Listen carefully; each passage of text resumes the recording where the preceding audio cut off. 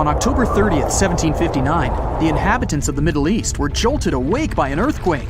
Cracks appeared in the walls of their homes, roofs began to crumble. People ran out of their homes and gathered in open areas.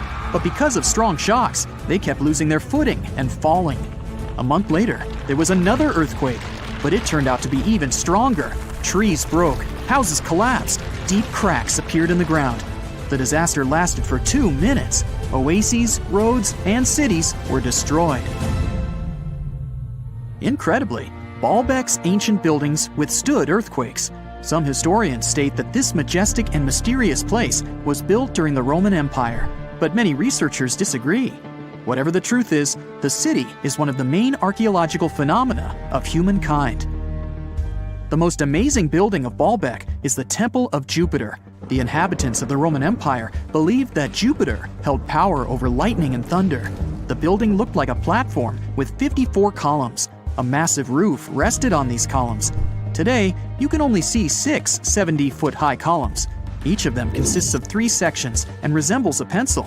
The cores of these pencils were made of lead. This made the columns exceptionally strong. Each of these pieces of stone weighed an incredible 80 tons. That's the weight of 35 Ford Explorer SUVs. Look, this is the largest block in the Great Pyramid of Giza. But compared to the blocks from Baalbek, it doesn't even look that impressive. The foundation under the Temple of Jupiter was preserved. That's how specialists figured out it consisted of about 25 monolithic stones, weighing 450 tons each. It means that the blocks from Baalbek weigh almost 4 times more than the blocks from Egypt. There are 3 more enormous limestone blocks in the foundation. They weigh 800 tons each. This is more than twice the weight of a Boeing 747 plane. Ancient builders must have had a hard time carving such giants from a piece of stone.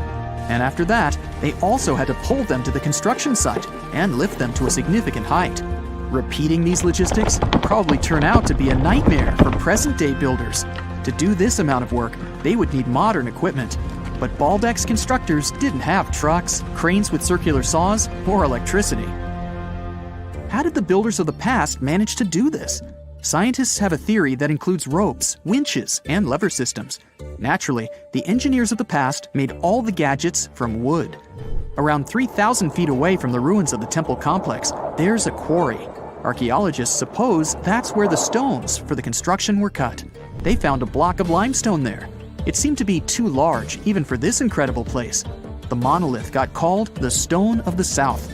It was 65 feet long and 13 feet wide.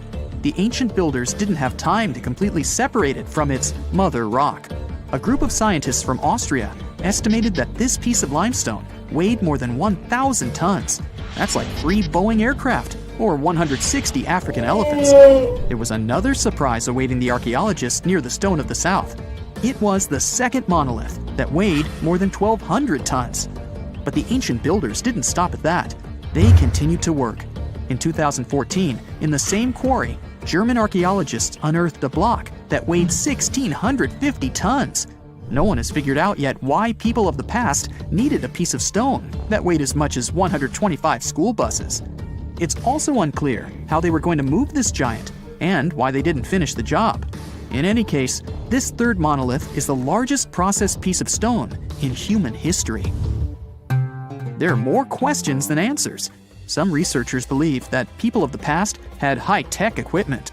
Others don't think so, but are eager to understand how the builders managed to move those stones.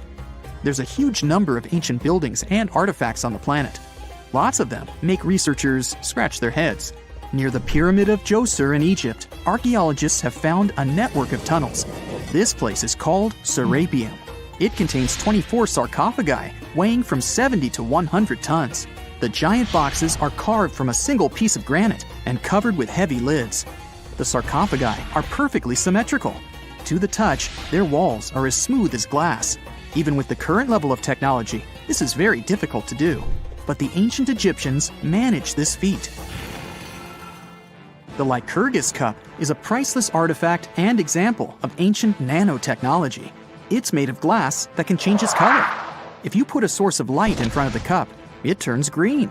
If the light is behind the goblet, it becomes deep red. In this case, the figure of Greek king Lycurgus turns pale purple. Scientists understood how this color change worked only at the end of the 20th century. Through microscopes, they saw nanoparticles of silver, gold, and copper. They had been added to the glass matrix. Thanks to this, you can observe a color change called dichroism. Interestingly, the gold and silver were grounded into a fine dust. It's almost impossible to do this by accident. Most likely, the ancient experts knew for sure what they were doing. Bolivia has a curious place called Puma Punku. It looks as if an ancient giant played there with an enormous construction set. And after the game, they forgot to put the pieces back into the box. But there are no giants, and the huge stone blocks were carved by ancient builders over 1,500 years ago. Some of the rocks weigh 100 tons. The blocks were brought to an altitude of almost 13,000 feet above sea level from the quarry 60 miles away from the construction site. There's no forest in that area. This means the builders couldn't use trees to make wooden rollers. The monument belongs to the Inca civilization. Scientists are sure they didn't know anything about wheels. In 1992, the inhabitants of a Chinese village decided to drain a pond. Their ancestors had been using it to wash clothes and catch fish for hundreds of years. They kept pumping the water out for 17 days. At the bottom of the reservoir, they made an unexpected discovery. The villagers saw an entrance to a cave going down to a depth of 100 feet. The incredible find was named the Longyu Caves. Unknown builders carved out 320,000 square feet of galleries. There are separate rooms, bridges, pools, and columns that support the ceiling. The walls of the cave are covered with strange carved lines and patterns. Scientists haven't found any information about who built the caves and why they did it. The construction technology also remains a mystery. Antonio Stradivari lived in Italy in the 18th century. He created musical instruments. More than 600 of his works have survived to this day. 500 of them are violins. One of the instruments was sold at auction for $16 million. The violins made by this master sound clear and deep. Researchers can't understand why Stradivarius instruments produce such unique sounds. Perhaps it's all about the varnish the master used to cover the violins. The answer may also lie in the wood the instruments are made of. In those days, Europe had a cold climate. Because of this, the wood became denser, and the instruments made of it sounded especially pleasing to the ear. In the Indian city of Delhi, there's a 23-foot-high pole. It weighs 6.5 tons and is made of 98% wrought iron. The 1,600-year-old pillar has no signs of rust or decay. Scientists believe that the monument is so well preserved thanks to the dry weather and the chemical composition of the metal. It might be resistant to corrosion. And still, researchers don't know how the blacksmiths managed to make an iron pillar that's not afraid of rust. It seems like a tough feat, even for modern metallurgists. The Al-Nasla rock is divided into two parts by a perfectly straight slit. Each boulder stands on a small pedestal. Some people believe this is the evidence of ancient laser technology. But geologists think the split happened due to the ground shifting or natural vibrations that occurred under the rock. This process led to the appearance of the crack. It had been deepening for thousands of years, and gradually, the natural monument took the form you can see today. Consider the Great Pyramids, one of the original 7 wonders of the world and the only one that still exists today. Did you know that the pyramids of Giza weren't the only pyramids out there? And they weren't even the first ones. First, there were the pretty good pyramids, but they didn't catch on. Nah, I made that up. Back to the story. In ancient Egypt, it was believed that kings were chosen by gods to serve on earth as their mediators. In the afterlife, they were expected to become gods themselves. The pyramid complex was built to make sure that the king had everything they might need in the afterlife. The complex included the pyramid, a palace, and temples. The tomb in the pyramid, where the king was buried, was filled with many things they might need, like furniture, food, and gold vessels. Actually, the first pyramid had been built 80 years before the first pyramid of Giza appeared. Overall, there were around 100 of them. Some weren't finished though, since the construction took a while and not every pharaoh lived long enough to see the end of the construction. And now let's talk about the construction itself.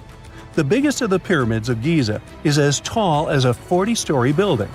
So how on earth did they manage to build a structure that massive 5,000 years ago? long before machines and other equipment appeared. Well, let's figure it out.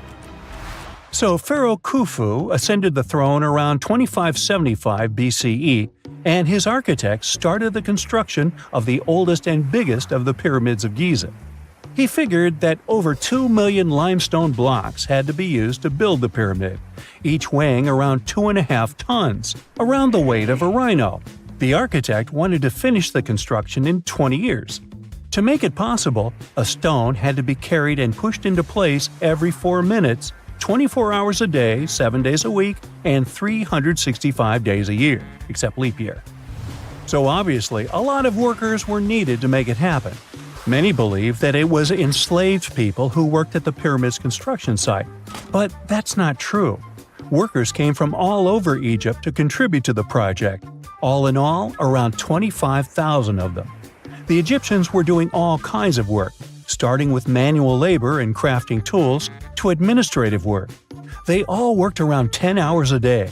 They were housed and well fed, and they were overall living a more comfortable life than an average Egyptian could afford at that time. Supposedly, the builders lived in a nearby temporary city and were a highly organized community with a strong leader. The pyramids seemed to be designed to align with the points on a compass, and their sides symbolized the rays of the sun. But back at that time, there were no compasses. Ancient Egyptians figured out the directions themselves and with amazing precision. To align the pyramids, they used 2 constellations. The construction site was arranged on the west bank of the Nile River. This also had a symbolic meaning. Just like the sun sets in the west, life sets in the west as well. The second pyramid of Giza was for Khufu's son, Pharaoh Khafre. It's a bit smaller, but this one has the famous noseless statue of the Sphinx. Of course, originally it had a nose. I would tell you what happened to it, but it's still a mystery, and no one knows for sure. Sphinxes have the body of a lion and the head of a human. They were considered guardians of important areas. This famous Sphinx, also pronounced Sphinx, has the head of Pharaoh Khafre and is guarding his pyramid, facing the sunrise. The Sphinx is one of the biggest and oldest statues in the world. Originally, it not only had a nose, but was also painted. Scientists have discovered traces of the red color of its face. So, most likely, the Sphinx was painted red. There are also remains of yellow and blue color on its body. The statue definitely wasn't boring. Till around 1800, the Sphinx was buried up to its shoulders until an adventurer with a team of 160 men dug it out. But let's get back to the construction. The workers, of course, needed stone blocks. There were 2 main places where people could get these stones. One source was close to the construction site, but that fossil-lined yellow stone was only suitable for the pyramid's interior. The limestone blocks for the exterior were hauled from 8 miles away on 30-foot-long sleds. Apparently, it wasn't too hard to pull them. The sand mixed with the right amount of water was pretty slick, and 10 people could move a sled even with a rock weighing so much. Surprisingly, cutting off a block of limestone wasn't the biggest problem. When in the ground, it was soft and could be split relatively easy.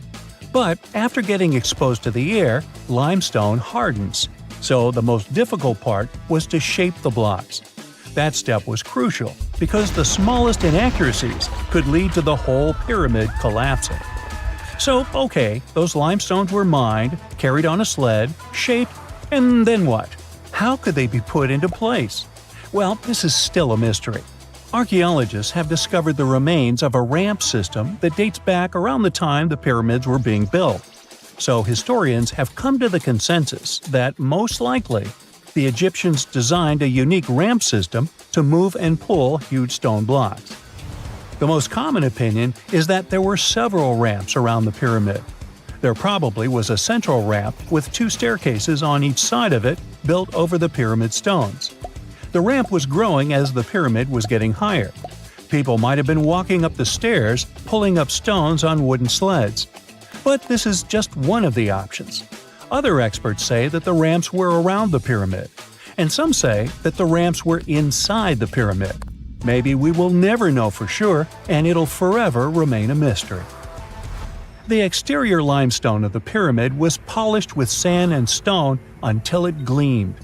On top, there was a gold and silver capstone, which glimmered over Egypt like a second sun. So that's how it was 5,000 years ago. Now, about the interior.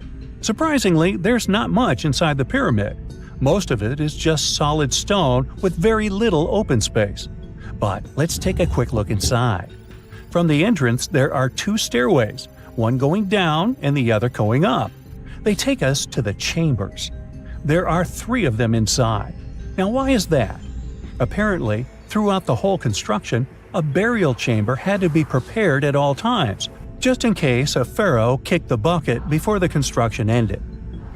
So, separate chambers were built one after another as the construction progressed. The last of them was the main one. It's called the King's Chamber. It's the one where Khufu was resting. It's the biggest room at the very heart of the pyramid, and there's a big passageway leading to it. It was likely used as a kind of elevator to move granite up to build the interior.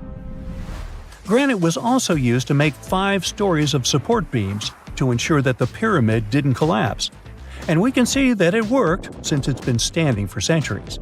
Unfortunately, none of these chambers have hieroglyphs on the walls. If you want to see the writings, you should go to the decorated tombs near the pyramids. Those pieces of art are depiction of ancient Egypt's culture and daily life. The texts allow researchers to study their language and grammar. The treasures that once were in the pyramids have been taken by people. There are also many secret tunnels and passages inside the pyramids, but even today, no one knows the whole plan of the interior. Scientists have been sending little robots with cameras inside for many years, but there's still a lot we don't know about the pyramids. Now they're trying to use an X-ray to scan the pyramids from the outside without going inside. So yeah, ancient Egyptians did create a mystery no one has been able to crack for 5,000 years already. Have you ever wondered how cool buildings of the future are going to look? Well, hold on tight because artificial intelligence is here to revolutionize the world of architecture. AI is a great sidekick. It can give the architects incredible new tools to create mind-blowing structures that are not only stunning, but also eco-friendly and super efficient. So let's check what our beautiful future might look like. First of all, you know how cities can get crazy busy and overwhelming, right? Well, guess what? AI is here to save the day and make our cities super smart. Imagine you're cruising down the road in your flying car. Yes, we'll have those. Thanks to AI, the traffic flows like a dream. No more endless gridlock. The city knows where the most likely crime spots are and takes proactive steps to keep us safe. It's like having superheroes on every corner. And hey, forget about trash piling up. AI makes sure waste is managed efficiently, keeping our city clean and fresh. They can act as a city manager who can optimize everything from traffic to safety and even waste disposal. They can analyze tons of data from all sorts of places like sensors and social media. With all that information, they can help city planners make brilliant decisions that make our lives better. Okay, so you stroll down the street, and your eyes are instantly captivated by an extraordinary building. Its futuristic curves and features make it stand out from the rest. And it not only catches your eye, but also gives Mother Nature a high five. You might think it was designed by a genius architect, but little do you know it was actually a collaboration between humans and artificial intelligence. Imagine having a super smart design buddy who can whip up thousands of incredible building ideas in a blink of an eye. That's what AI-assisted design software does for architects. It can generate and assess a ton of design options. They take into account stuff like the best materials to use and the perfect placement for the building. Also, by analyzing data and crunching numbers, algorithms can help optimize the building's design. They can ensure it minimizes energy usage, conserves water, and manages waste like a pro. Every building strives to reduce costs, save energy, and promote a better world. The result? Architectural masterpieces that are both jaw-droppingly beautiful and super practical. The cityscape of the future will be dotted with these awe-inspiring structures. Oh, but that wasn't impressive enough for you? Well, how about a stunning, futuristic building that seems to defy gravity? It's not made of traditional bricks and mortar, oh no. This marvel was created using the powers of 3D printing. With the help of AI, architects designed every intricate detail and fed all the important data, like what materials to use and how the site conditions might affect the structure. AI algorithms worked their magic to optimize the design, making it both breathtakingly beautiful and rock solid. 3D printing is basically like having a magical machine that can create awesome structures straight out of a sci-fi movie, and AI jumps in to make sure these structures are not just pretty, but also strong. In the city of the future, 3D printing will become the ultimate architect's tool. It will allow them to create structures that were once impossible to build. From mind-bending shapes to intricate details, the possibilities are endless. But AI isn't just making buildings look great, it also makes them efficient and cozy. Let's say you step into a futuristic office building, and voila! The lights automatically adjust to match your mood, and the temperature is set perfectly for you. These futuristic buildings are capable of sensing and responding to their surroundings, just like you do. They control the lighting, keeping it just right for the time of day. They manage the temperature, so it's always cozy and comfortable. They even keep a watchful eye on security and fix small issues before they become big headaches. So, the smart building knows when people come and go, so it optimizes energy usage accordingly, saving the planet and some cash along the way. Now the cool thing is, all these aren't the only possibilities. How about turning skyscrapers into a vertical forest?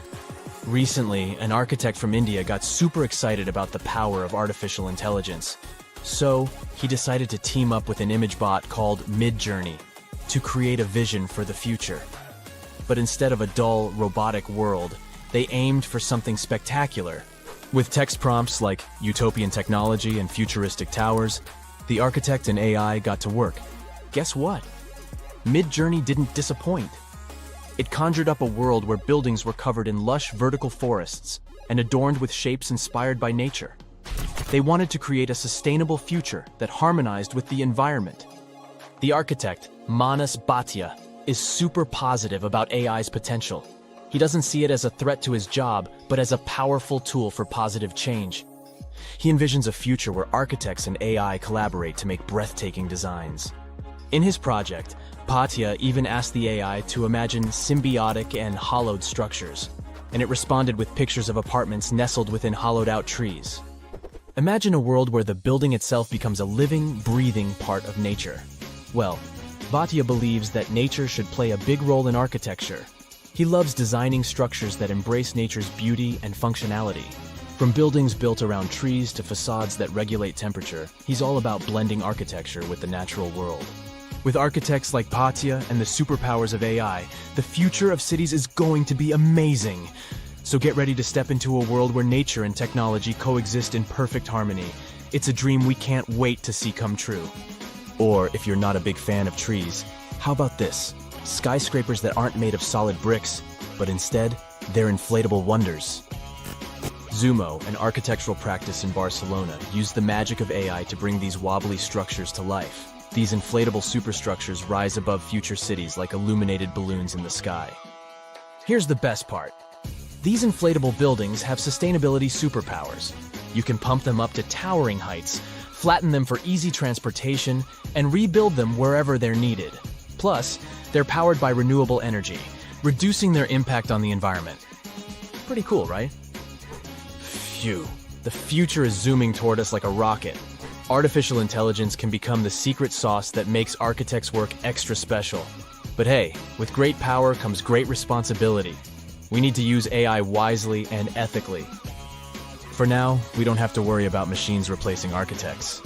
Artificial intelligence still needs a human hand, or else we might end up with buildings that look like mashed up bananas or ice cream cones, unless that's your thing. In addition, humans have one important advantage. They, well, are humans. We need to keep in mind that artificial intelligence doesn't have emotional intelligence. It's a brainy genius, but it can't fully understand the feelings and vibes we humans crave in our spaces. So, we must remember to infuse our designs with that human touch, those warm and fuzzy elements that make us go, "Ah, I feel right at home." And let's not forget that AI is still learning. It's basically just taking its first steps, and we need to be patient and give it time to grow. Rushing things too quickly could lead to wonky designs or buildings that look like a jumbled puzzle. This might look cool if you like avant-garde architecture, but for regular folk, no thanks. So, as the future unfolds at warp speed, let's embrace the wonders of AI in architecture. But let's also remember to balance its brilliance with our own human touch. Together, we can create a future where buildings are not just functional, but also filled with heart and soul. It's an adventure that's out of this world. You know how it goes. As the years pass, common knowledge slips away faster than you can say, "What's that thingamajig for?" Just think, our grandkids will probably be scratching their heads over the buttons on our old school phones. So it's no wonder that some ancient artifacts have got us all stumped too. Take a look at this funky object. Any guesses on what it is? A musical instrument, a toy, or maybe something out of this world? Beats me, and even the experts have no exact answer. This little guy is a Roman dodecahedron, discovered by some amateur archaeologists near Lincoln, England. It's shaped like a fist and made of a mix of metals. Now, as for what this thingy was used for, that's the million-dollar question. Supposedly, these guys were all the rage back in the day in northern Gaul and Roman Germany. According to some ancient maps, similar dodecahedrons have turned up in Europe, Britain, and even along the maritime Silk Road in Southeast Asia. The plot thickens as more and more of these dodecahedrons pop up.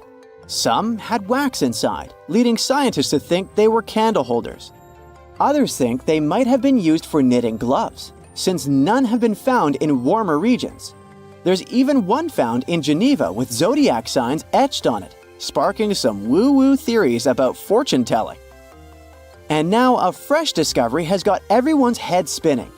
Could this be some kind of sacred tool for the Romans? Who knows?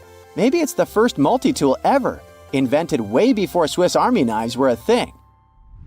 Carved stone balls from Scotland are another historical mystery. They most likely date back to the late Neolithic period and come in various types, from sandstone to granite. They're all roughly the same size and have intricate, evenly spaced patterns of circular bosses or knobs. Most of these designs have 6 bosses, but the number can range from 3 to 160. Some of these balls are more skillfully crafted than others, and a few even have extra decorations. There are over 400 carved stone balls and mostly found in Scotland, although some have turned up in northern England and Ireland. These stone balls rarely show signs of damage or use, and there are no clues that would give away their function. Most experts think they weren't practical tools, but had some symbolic or social importance, probably a sign of power or prestige within their communities. The Fulton drums are the 3 stone cylinders from Neolithic Britain, discovered in the late 19th century in a burial mound in East Yorkshire. Nothing similar has been found anywhere else in the British Isles from any prehistoric period. Each drum is decorated with unique designs covering the sides and domed tops. The decorations are mostly geometric, arranged in panels with stylized human faces peeking out from 2 of the drums. Recent studies of the artifacts using new technologies show that the designs had been carved and recarved over time. A team of experts also analyzed the composition of the drums, and it turns out that they were made from local chalk. In the late Bronze Age in Europe, long before coins became common, finely crafted metal objects served as portable wealth and symbols of high status. Across Europe, archaeologists have found all sorts of artifacts, from gold adornments worn by elites to large bronze cauldrons used in feasts. Beautifully decorated gold rings discovered in Wales are among these items. They're known as lock rings and may have been used to hold hair. Now they're flattened after spending nearly 3,000 years underground. They used to have cone-shaped openings at each end. They were found at different times, but were likely worn as a pair and buried together in a single hoard. Other Roman artifacts made of the copper alloy were first catalogued as lunate pendants. But during a recent re-examination, experts found that these items were actually small mortar and pestle sets, known as cosmetic grinders. They were used to grind minerals for makeup and were specifically designed for applying liner and shadows to the eyes. They were mistaken for pendants because of suspension loops that allowed them to be carried on a cord. These cosmetic sets from the 1st century of the current era were unique to Britain. They prove the influence of imported cosmetics and beauty trends from the Mediterranean and Roman provinces, including Egypt. The Salzburg Cube, also known as the Wolf's Egg Iron, was discovered in the late 19th century in Austria. It doesn't really look like a cube, but is more like a rounded object with 2 flat sides. Down the middle, it has a groove, and the surface is covered with pits and craters. Workers accidentally found this artifact when they blew apart a piece of coal. The coal seam it came from is thought to be over 60 million years old. The Salzburg Cube moved between museums, mysteriously vanished in the early 20th century, and then showed up again. Some researchers thought it must be a Victorian-era candlestick holder, but still, no one knows the true story of the cube or its current location. Archaeologists have unearthed an incredible historical find in Pakistan, an ancient sphinx estimated to be around 12,500 years old. The region where it was found was once a busy center of the ancient Indus Valley civilization. It had advanced urban planning, intricate art, and sophisticated drainage systems. The discovery of the ancient Sphinx is a good example of their progressive art. We all know of the Great Sphinx of Giza, but what was the significance of the Sphinx in the Indus Valley culture? Their Sphinx has designs and carvings that show scenes with their daily activities, which means it may have had a more complex role than a symbol of power or guardian. It could stand for a balance between humans and nature, or even a deity associated with agriculture. Arauca in Chile sits on the sandy dunes of the Atacama Desert, known as the driest desert in the world.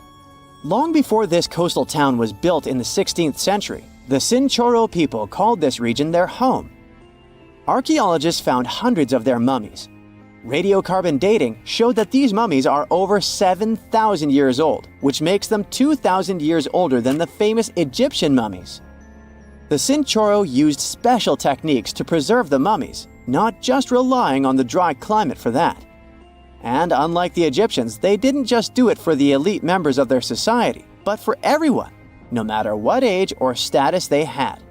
The local people living in Arauca now are so used to finding mummies in their backyards that they don't feel weird about living among them. In the winter of 1850, a powerful storm with extra high tides hit the west coast of Orkney, Scotland. The wind and waves ripped away the surf, covering a mound, and revealed stone-built structures beneath. A local antiquarian decided to dig up the village that he thought was from the Iron Age. He managed to unearth the remains of 4 houses and many artifacts from 2 villages. The villages had been buried under sand, so everything was really well preserved. Carbon dating wasn't a thing back then yet, so it was tricky to tell the exact age of the villages. Almost a century later, with new tech, researchers were finally able to tell that the place was actually from Neolithic times. You can still see stone dressers and box beds in the prehistoric houses. Archaeologists and historians working on the famous Terracotta Army think that it might have been inspired by or modeled on ancient Greek sculptures. It would mean there was a cultural contact between East and West much earlier than we thought, long before the Silk Road trade route. There was probably Western influence in China during the era of its first emperor, who took the throne in 246 before the current era. Before that time, China didn't have a tradition of building life-sized sculptures. Earlier terracotta soldiers were much smaller, less than 10 inches tall. Greek artists might have even been present to train Chinese sculptors. The Azores are 9 islands in the Atlantic Ocean, sitting about a third of the way from Europe to North America. A history textbook will tell you that the Portuguese explorers discovered this beautiful archipelago in the 15th century. Until then, they were uninhabited. The islands still belong to Portugal, so there seems to be no controversy or mystery here, except for the fact that some researchers think the Azores were home to an ancient civilization from thousands of years ago. Others support the idea that the famous Atlantis itself was here. In 2010, Archaeologists announced that they found some structures on the islands which looked like they were from the Stone Age. If that's true, it would mean that there was a civilization back then which was advanced enough to travel this far and settle on the remote islands. A special scientific commission studied the matter and concluded that those structures were natural rock formations or had a more modern origin. So the first settlers were supposed to have been the Portuguese. It didn't stop some enthusiastic scientists from further research. They analyzed the DNA of mice from the Azores and found that it had the same genetic characteristics as house mice from Northern Europe. The little rodents couldn't have sailed this far without humans, so it looks like the first people had arrived at the Azores before the Portuguese, and the plot thickens. Dr. Felix Rodriguez, who works at the University of the Azores, is determined to find out exactly when it happened. He's studying the megalithic structures found in the Azores. Similar structures found in Western Europe and the Mediterranean date back to the Neolithic age. According to Dr. Rodriguez, the oldest findings are from 4,200 years ago. It's not clear when civilizations left them. The professor identified 7 megalithic structures in one complex as dolmens for the deceased. The cavities are all cylindrical in shape and definitely don't look like a natural formation. The material from the cavities turned out to be at least 2,500 years old. There are also some pieces of ceramics that seem to be even older. It looks like the rocks in the area had been lifted. You can see it by the small waves left by lava. It's thick and sticky, so it can't leave vertical marks. Someone must have moved the rock from its horizontal position. Another interesting finding is some stone anchors with holes found by the sea. Similar ones were used in the Mediterranean and on the Atlantic coast of Europe, dating back to 1000 and 2000 BCE. The 15th century Portuguese were advanced sailors and never used stone anchors, only metal ones. The scientists also managed to find a structure built right in the volcanic tuff. It looks somewhat similar to the ones built in the Mediterranean that are at least 2,000 years old. These structures are called columbariums and were used to store the ashes of the deceased. They also found something resembling an oven next to it, so they could be a part of one complex. There's also a basin in the middle, and it's not the only one on the island. It looks like they had a special meaning to their builders. There are channels around the construction. They connect the 4 basins, and the sun lights each of them at different times of the year. It was all carefully planned, as they were lit the brightest during winter and summer solstices and autumn and spring equinoxes. The water passed through all the basins and went directly into the sea. It could have been a purifying ritual. Now, some people are skeptical about the findings and believe they're all parts of a fortress from the 16th century. Professor Rodriguez is determined to prove it's all much older. There must have been some ancient civilization here that could have left because of the volcanoes that go crazy every 50 years. Antonietta Costa, a postdoctoral student at the University of Porto in Portugal, is also sure that the first people came to the Azores in prehistoric times. She has studied standing stones with small openings, explained as cuts for quarrying the stones. Costa believes they are part of a calendar system. She noticed that none of the slits in the rocks were aligned with the cardinal east direction. The slits closest to it are smaller than the ones facing other directions, so it can't be just a coincidence. It also looks like the slits are aligned with the solstices, and that's what makes Costa think it could be a calendar. She also thinks the inscriptions left on slabs of bedrock on the islands are much like those maps that were left on the rocks during the Stone Age in mainland Europe. Another interesting theory about the Azores is that it could have been the location of the famous Atlantis, which was lost under the sea. Since the Azores archipelago is in the middle of an ocean, it could technically be a perfect place for that. A 20th century scholar quoted Plato to prove this theory was right. The Greek philosopher suggested that Atlantis was in between the continents. The coins and sculptures supposedly found in the Azores when the Portuguese just arrived also point that there was someone else present there. And way more recently, in 2013, a sailor found a huge structure looking like a pyramid off the Azores coast. It was most likely a large submarine volcano, but it's much cooler to think it was some big deal in Atlantis, right? Peru has its own mystery. Amid the desert, you can find some eerie marks called the Nazca lines. They're known as geoglyphs and were created more than 2,000 years ago by the people of the Nazca culture. Thanks to a dry climate and strong winds in the desert, most of the Nazca lines have reached our day. To create them, Nazca people removed the top layer of the pebbles and revealed the soil beneath the ground. The color of the soil changes from reddish-brown to yellowish-gray, so the lines always look different. Most of the geoglyphs depict plants and animals. You can clearly see a monkey, a whale, a condor, a hummingbird, a spider, various flowers, trees, and other plants. There are also some geometric shapes, such as triangles, trapezoids, and spirals. Since they were discovered in the 1920s, scientists have offered different explanations for the lines.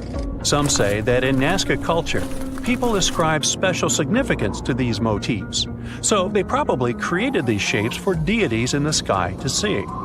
Others believe they were a sort of astronomical calendar, and animal sketches were modeled after groups of stars. This theory was proved wrong, so the purpose of the lines remains a mystery. Another place that leaves many questions is Nimrut Mountain in Turkey. This mountain has a complex of monuments with temples and tombs. It was built by the Kingdom of Commagene, which ruled here around the 1st century BCE. There are statues of King Antiochus, 2 lions, 2 eagles, Zeus, Hercules, and Apollo.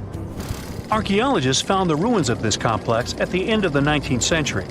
They thought it had been built by the Assyrians. Then, some of the most famous scientists of the time came here and found an inscription in Greek. It had details about the sculptures and the names of important members of the Commagene royal family. It looked like it had been put there for future visitors. The scientists established that the statues used to be full-size figures. Changes in temperature, strong winds, snow, and the bright sun didn't leave them a chance to last in all their original glory. Plus, the complex is in an earthquake zone. So all you can see now is mostly the heads of the statues. They look incredibly complex and large for their time. The biggest question is, how did the people who lived thousands of years ago manage to create such huge sculptures on top of the mountain? It's obvious that they worked on shaping the limestone blocks up there and not on the ground. So, stay tuned. We'll keep an eye on this.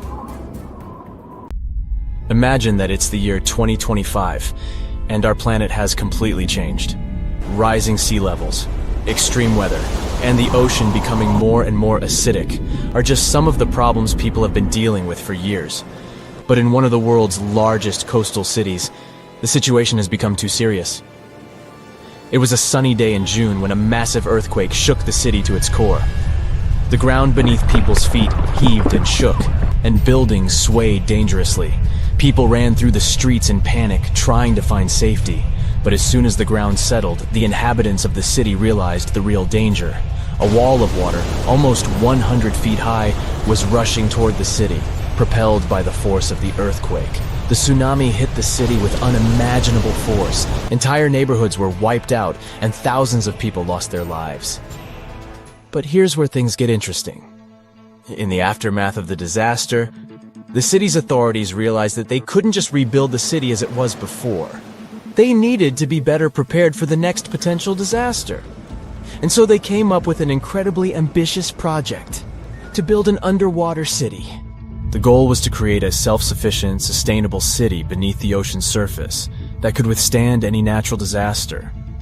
The underwater city would be powered by renewable energy, using tidal power and underwater solar panels.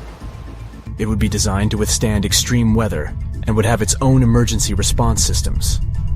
The project attracted some of the world's top scientists, engineers, and architects.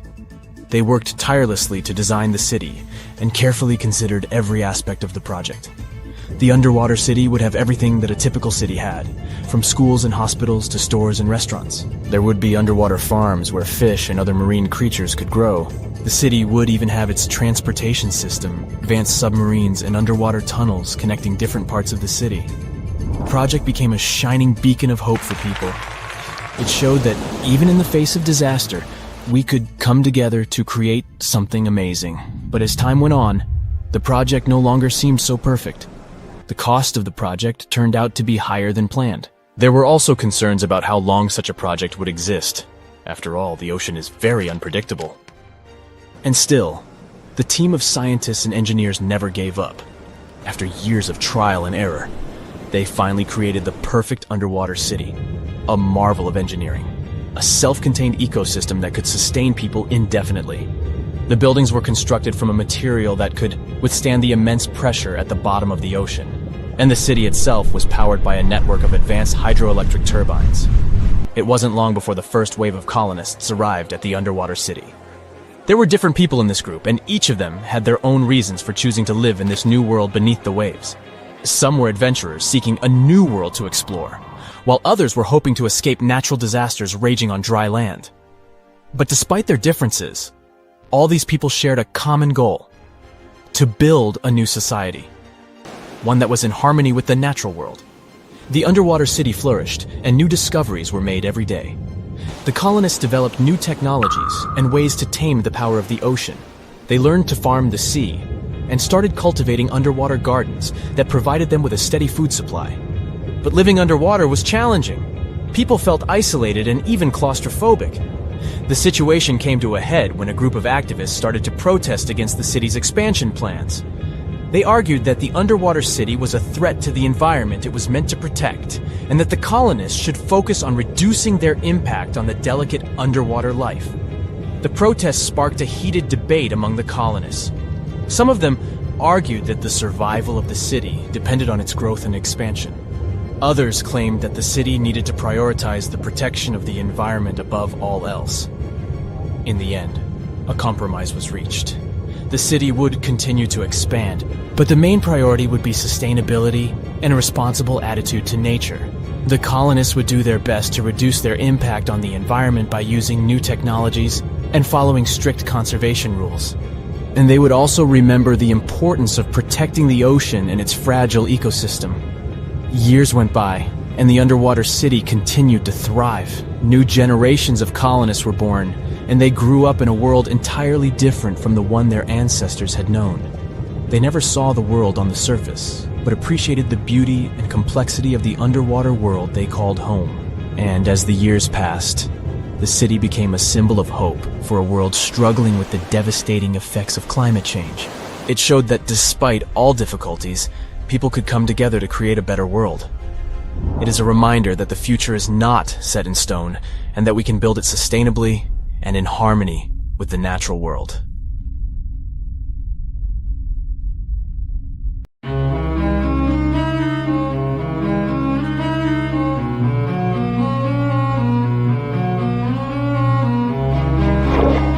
Question for you. Do you think Atlantis could be real? It remains as one of history's greatest mysteries. The legend began with Plato, all the way back in ancient Greece. The tale of a civilization that formed and prospered before our own.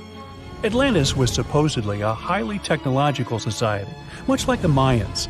But, as the legend says, due to the people's greed, they were punished by a flood that destroyed and submerged their cities. Different theories try to guess Atlantis' location. Some say it was in the Mediterranean Sea. Some say it's beneath the Bermuda Triangle. But, as science has shown us, Atlantis may be only an allegory for humankind. Today, you'll discover several amazing underwater cities that you have never heard of. They existed indeed, and are not just a myth. We're taking you on an excursion to the underwater city of Baia, which is on the coast of Italy. Known as the Las Vegas of the Roman Empire, Baia was a resort city. The Roman elite traveled there for recreation. Imagine an open-air spa. That was Baia. You can visit the submerged town by scuba diving and get close to that perfectly preserved, magnificent Roman sculpture, a true underwater wonder. You can spot the crumbled temples and buildings through glass-bottom boats. This is a moss-covered museum in Claudio's Nymphaeum. To your left, you can see a collection of classical Greek statues. Swimming down the Via Herculeana, you'll arrive at Villa Aprotio. Villas are Italian-style houses, and here you can admire their original marble floors.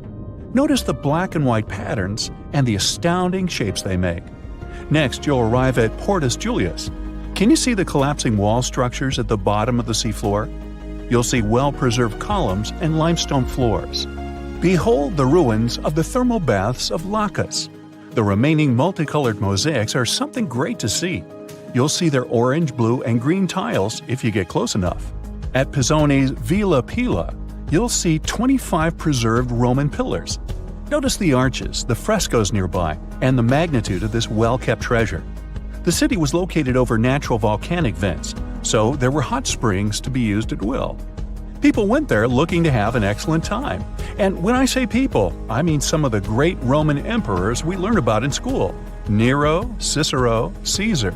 But around the 8th century, the city was sacked and the luxurious town was abandoned. Slowly, the water level rose and the city started to drown.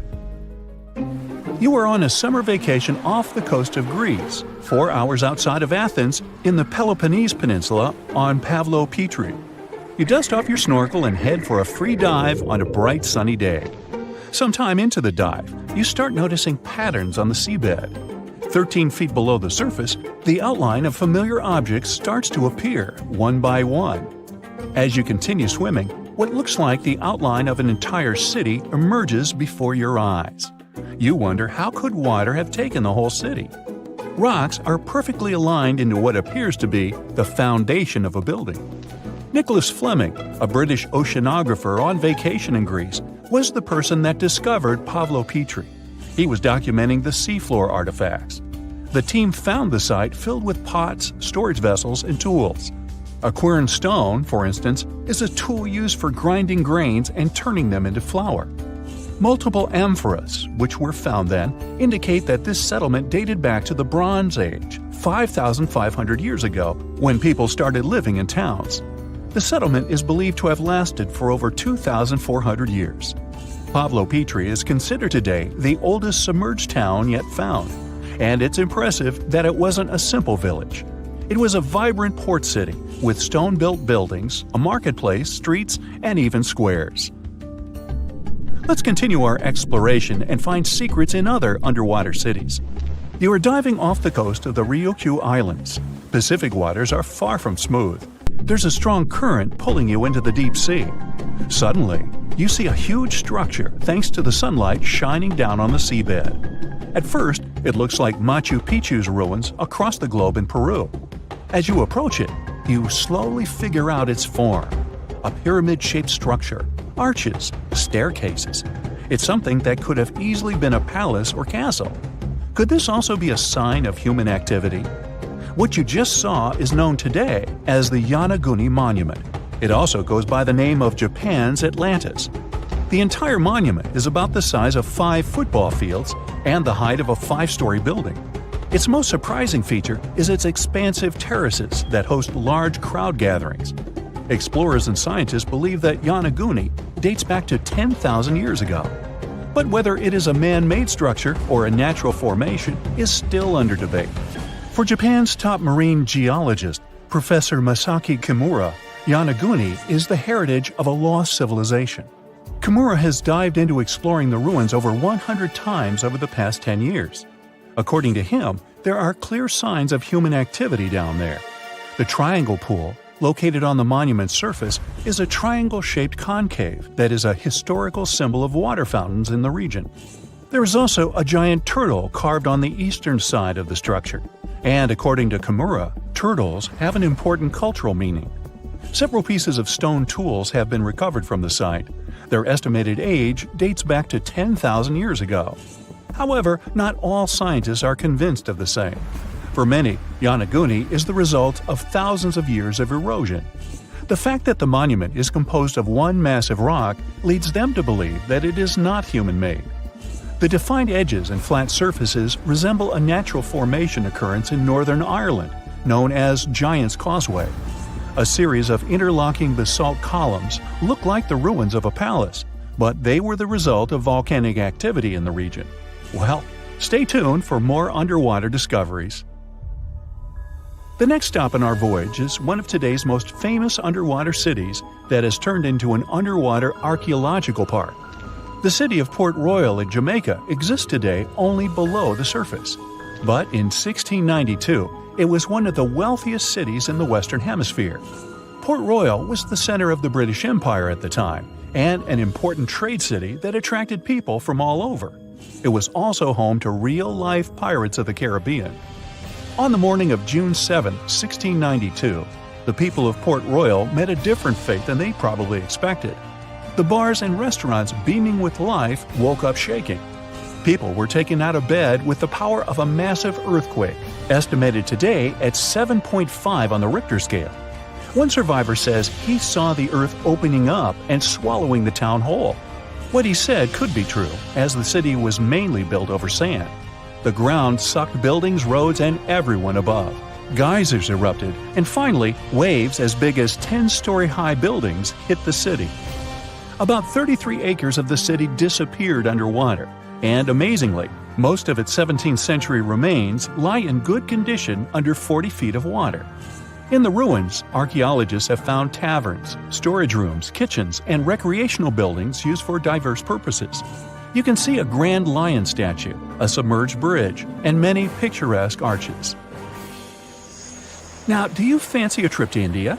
Just outside its coast lies another sunken marvel. A site known as the Lost City of Cambay is located on the Gulf of a similar name. It remained hidden until 2001, when the National Institute of Ocean Technology did a routine water assessment.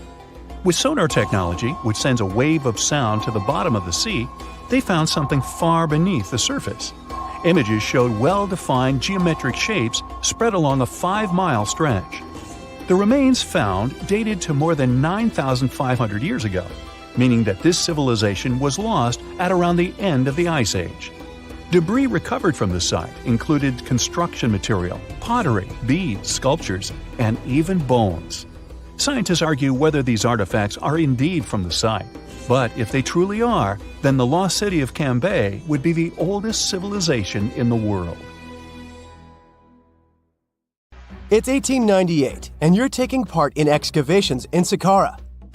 This place, not far away from Cairo, is full of ancient tombs and pyramids. You're in your Indiana Jones mood and hope to find something really phenomenal to become famous. Gold, manuscripts, treasure maps, mummies of famous pharaohs. Wait, a wooden bird? You're really disappointed as it looks like a regular toy. An old one, but still. Little do you know that years later, someone would propose that your bird was actually an ancient monoplane. So the artifact, nicknamed the Saqqara bird, is made of a sycamore tree. The birdie has a wingspan of just 7 inches and weighs around 40 grams. A perfect original souvenir from Egypt, I would say. It's over 2,000 years old and looks pretty plain, without any carvings of feathers or other intricate ornaments. It has a beak and eyes, though, which makes our find look like a hawk, the emblem of the deity Horus. Its tail is rather unusual as it's squared, looks weirdly upright, and it seems like the sunken part of it was the place for a now missing piece. Humans love solving a good mystery, so there have been several attempts to explain the use of the birdie. First, quite simply, is that it was a ceremonial object. The second idea is that it was a toy for a child from some well-off family.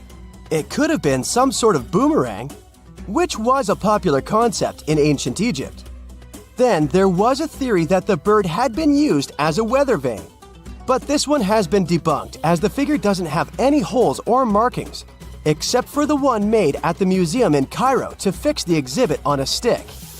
So there was no way to hang it in the past. Almost a century after the bird was found, Egyptologist Dr. Khalil Masiha proposed a new theory that it could have been a model of a monoplane. He believed the bird was missing a horizontal tailplane. Otherwise, it had its wings set at a right angle, similar to that of modern planes. It could have worked to generate the aerodynamic lift necessary for flights. Dr. Masiha also claimed that it was common at that time to place miniature models of technological inventions in tombs. So, did the ancient Egyptians really invent the plane in 200 BCE? That would make the Wright brothers, who are considered the inventors of aviation, really upset. They made one of their first flights only in 1903. There's just one way to know for sure, and that is to test the model. But you know, the Ancient Museum in Cairo would unlikely let one of their cherished exhibits fly around like a toy. That's why glider designer Martin Gregory built a similar model, this time of balsa wood, and concluded that even with the missing tailplane, the plane wasn't much of a flyer. Case solved? Not really. This didn't sound convincing enough to the History Channel, so they invited an aerodynamics expert to build another replica of the bird. He tested it in weather conditions similar to those in Egypt and was impressed with the little plane's abilities. So, if they did invent the prototype of a plane back in the times of pharaohs, it would be a good example of an oopart. That's an out-of-place artifact, an object that's way ahead of its time in terms of technology or history. And the Saqqara bird isn't the only example of such a revolutionary concept. In 1901, a group of divers retrieved the Antikythera mechanism from an underwater shipwreck near the Greek island of Antikythera. It's been dubbed the world's first analog computer, and it's currently dated around 100 BCE. The bronze mechanism could tell the position of the sun, moon, planets, and stars, as well as the lunar phase, the dates of upcoming solar eclipses, and even the speed at which the moon moves through the sky. No one's sure who used it and how or where it was made. But it's obvious that it's extremely precise and way too advanced for its time. The first flushing toilets in the world were invented in the middle of the 20th century. Just kidding. The ancient Minoans on the Mediterranean island of Crete and the Indus Valley civilization both came up with this brilliant invention at the same time, around 4,000 years ago. The plumbing and sanitation were so well done that no one managed to design anything better until 2,000 years later. One ancient Minoan lavatory was discovered at the Palace of Knossos. It looks like it had a wooden seat set over a tunnel that directed water from a rooftop reservoir to an underground sewer. Other varieties got water from jugs. Only the super rich people could afford all this glory. So if you wanted to shop for real estate back then, the flushing toilet would be a telltale sign you were in the rich neighborhood. Automated doors became a cool, seemingly new invention back in 1931. But the technology behind them is actually much older. Think the 1st century CE old. Mathematician and engineer Heron of Alexandria came up with a hydraulic system to open and close temple doors. To bring it into action, you need to light a fire to produce heat. There was a brass pot under the fire, half filled with water. The inventor connected the brass pot to containers that acted as weights. When the fire was burning, the water moved into the containers. They went down and pulled the ropes. It was nothing like a supermarket door that opens in front of you before you even have time to think. Heron's door took hours to open, and there was no way to stop the process. That's why they only opened the doors once a day before people entered the temple, to add some mysticism at the temple during ceremonies. Spooky. Looks like the first ever battery was invented in Baghdad around 2,000 years ago. A German archaeologist found this oval-shaped clay jar in 1938. Scientists are still not sure what purpose it served and who exactly invented it. There is a theory that it was used for electroplating objects with precious metals. When they filled it with a weak acid like vinegar, the battery produced around 1 volt of electricity. Another theory says it was a vessel for sacred scrolls. Would you like to buy contact lenses designed by Leonardo da Vinci himself? In 1508, he invented a glass lens with a funnel on one side. You were supposed to wear it with water inside to improve your vision. Sounds a bit uncomfortable, doesn't it?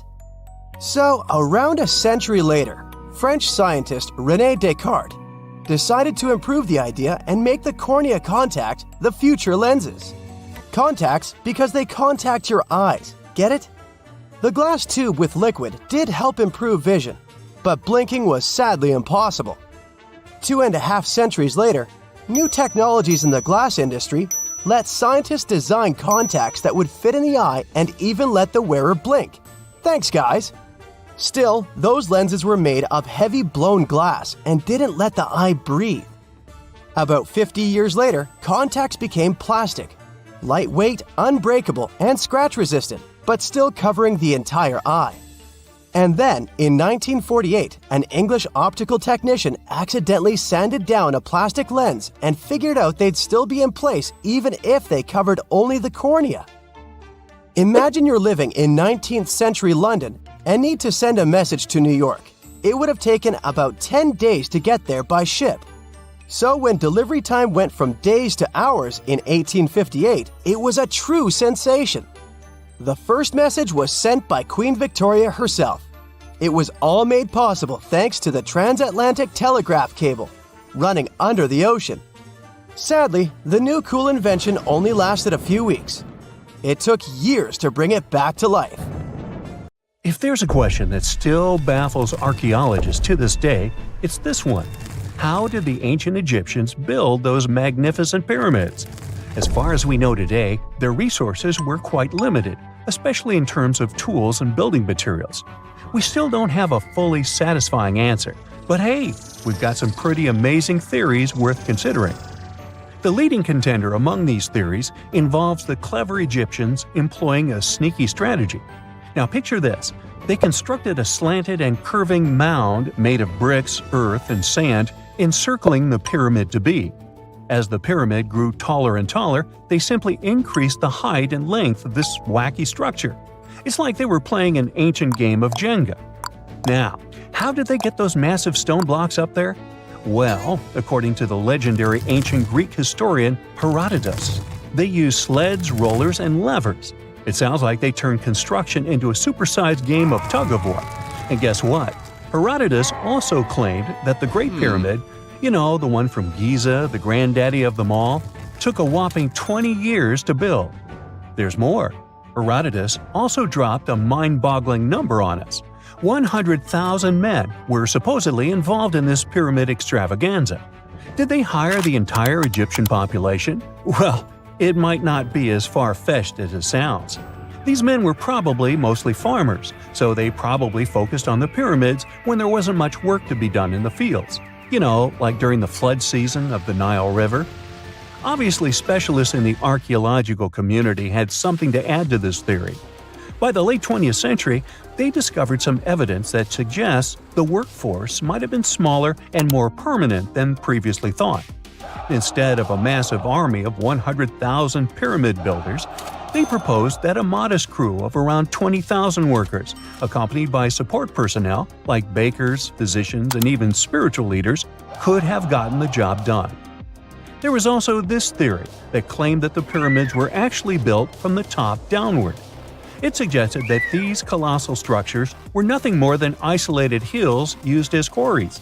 The stones were supposedly drawn from these hills, and over time, competing engineers took charge and transformed them into the iconic pyramids we know today. Now, before you dismiss this theory as a wild fantasy, some folks thought it wasn't completely crazy. After all, there are instances where isolated hills exist, so maybe this theory had a tiny glimmer of truth. Whether it involved ramp building or ingenious work schedules, one thing is clear. Those pyramids have definitely left their mark on history and on our imaginations. Now, speaking of ancient Egyptian mysteries, there's this gigantic unfinished obelisk sitting in ancient Egypt, and scientists are trying to figure out how it was shaped. Now, some people suggest that our industrious ancestors used handheld pounders to get the job done. One expert has a different take on the matter, though. He argues that if we take a closer look at the pattern left behind by the shaping tool, we'll notice something peculiar. The walls of the trenches surrounding the obelisk display a neat and even pattern, which is pretty unlikely if they were pounded away by mere mortal hands. According to this expert, those horizontal striations are usually the result of a tool that takes breaks while removing material, leaving its mark on the surface. But wait, there's more. Imagine the tool being rocked back and forth against the trench walls, clearing away the waste to keep the trench from narrowing. Well, in that case, the tool might have left some funky horizontal striations where it was pressed against the sidewall. This sounds like some fancy technology at play, don't you think? And guess what? The dynastic Egyptians probably didn't have access to that kind of know-how. Another famous Egyptologist from way back also uncovered a bunch of core drills during his adventures. Although the actual drill bits are missing, his collection houses these particular core remnants made of limestone, alabaster, and even granite. These constructions aren't the only amazing thing the ancient Egyptians left behind, though. As it turns out, the Egyptians were the genius minds behind the creation of the handheld mirror.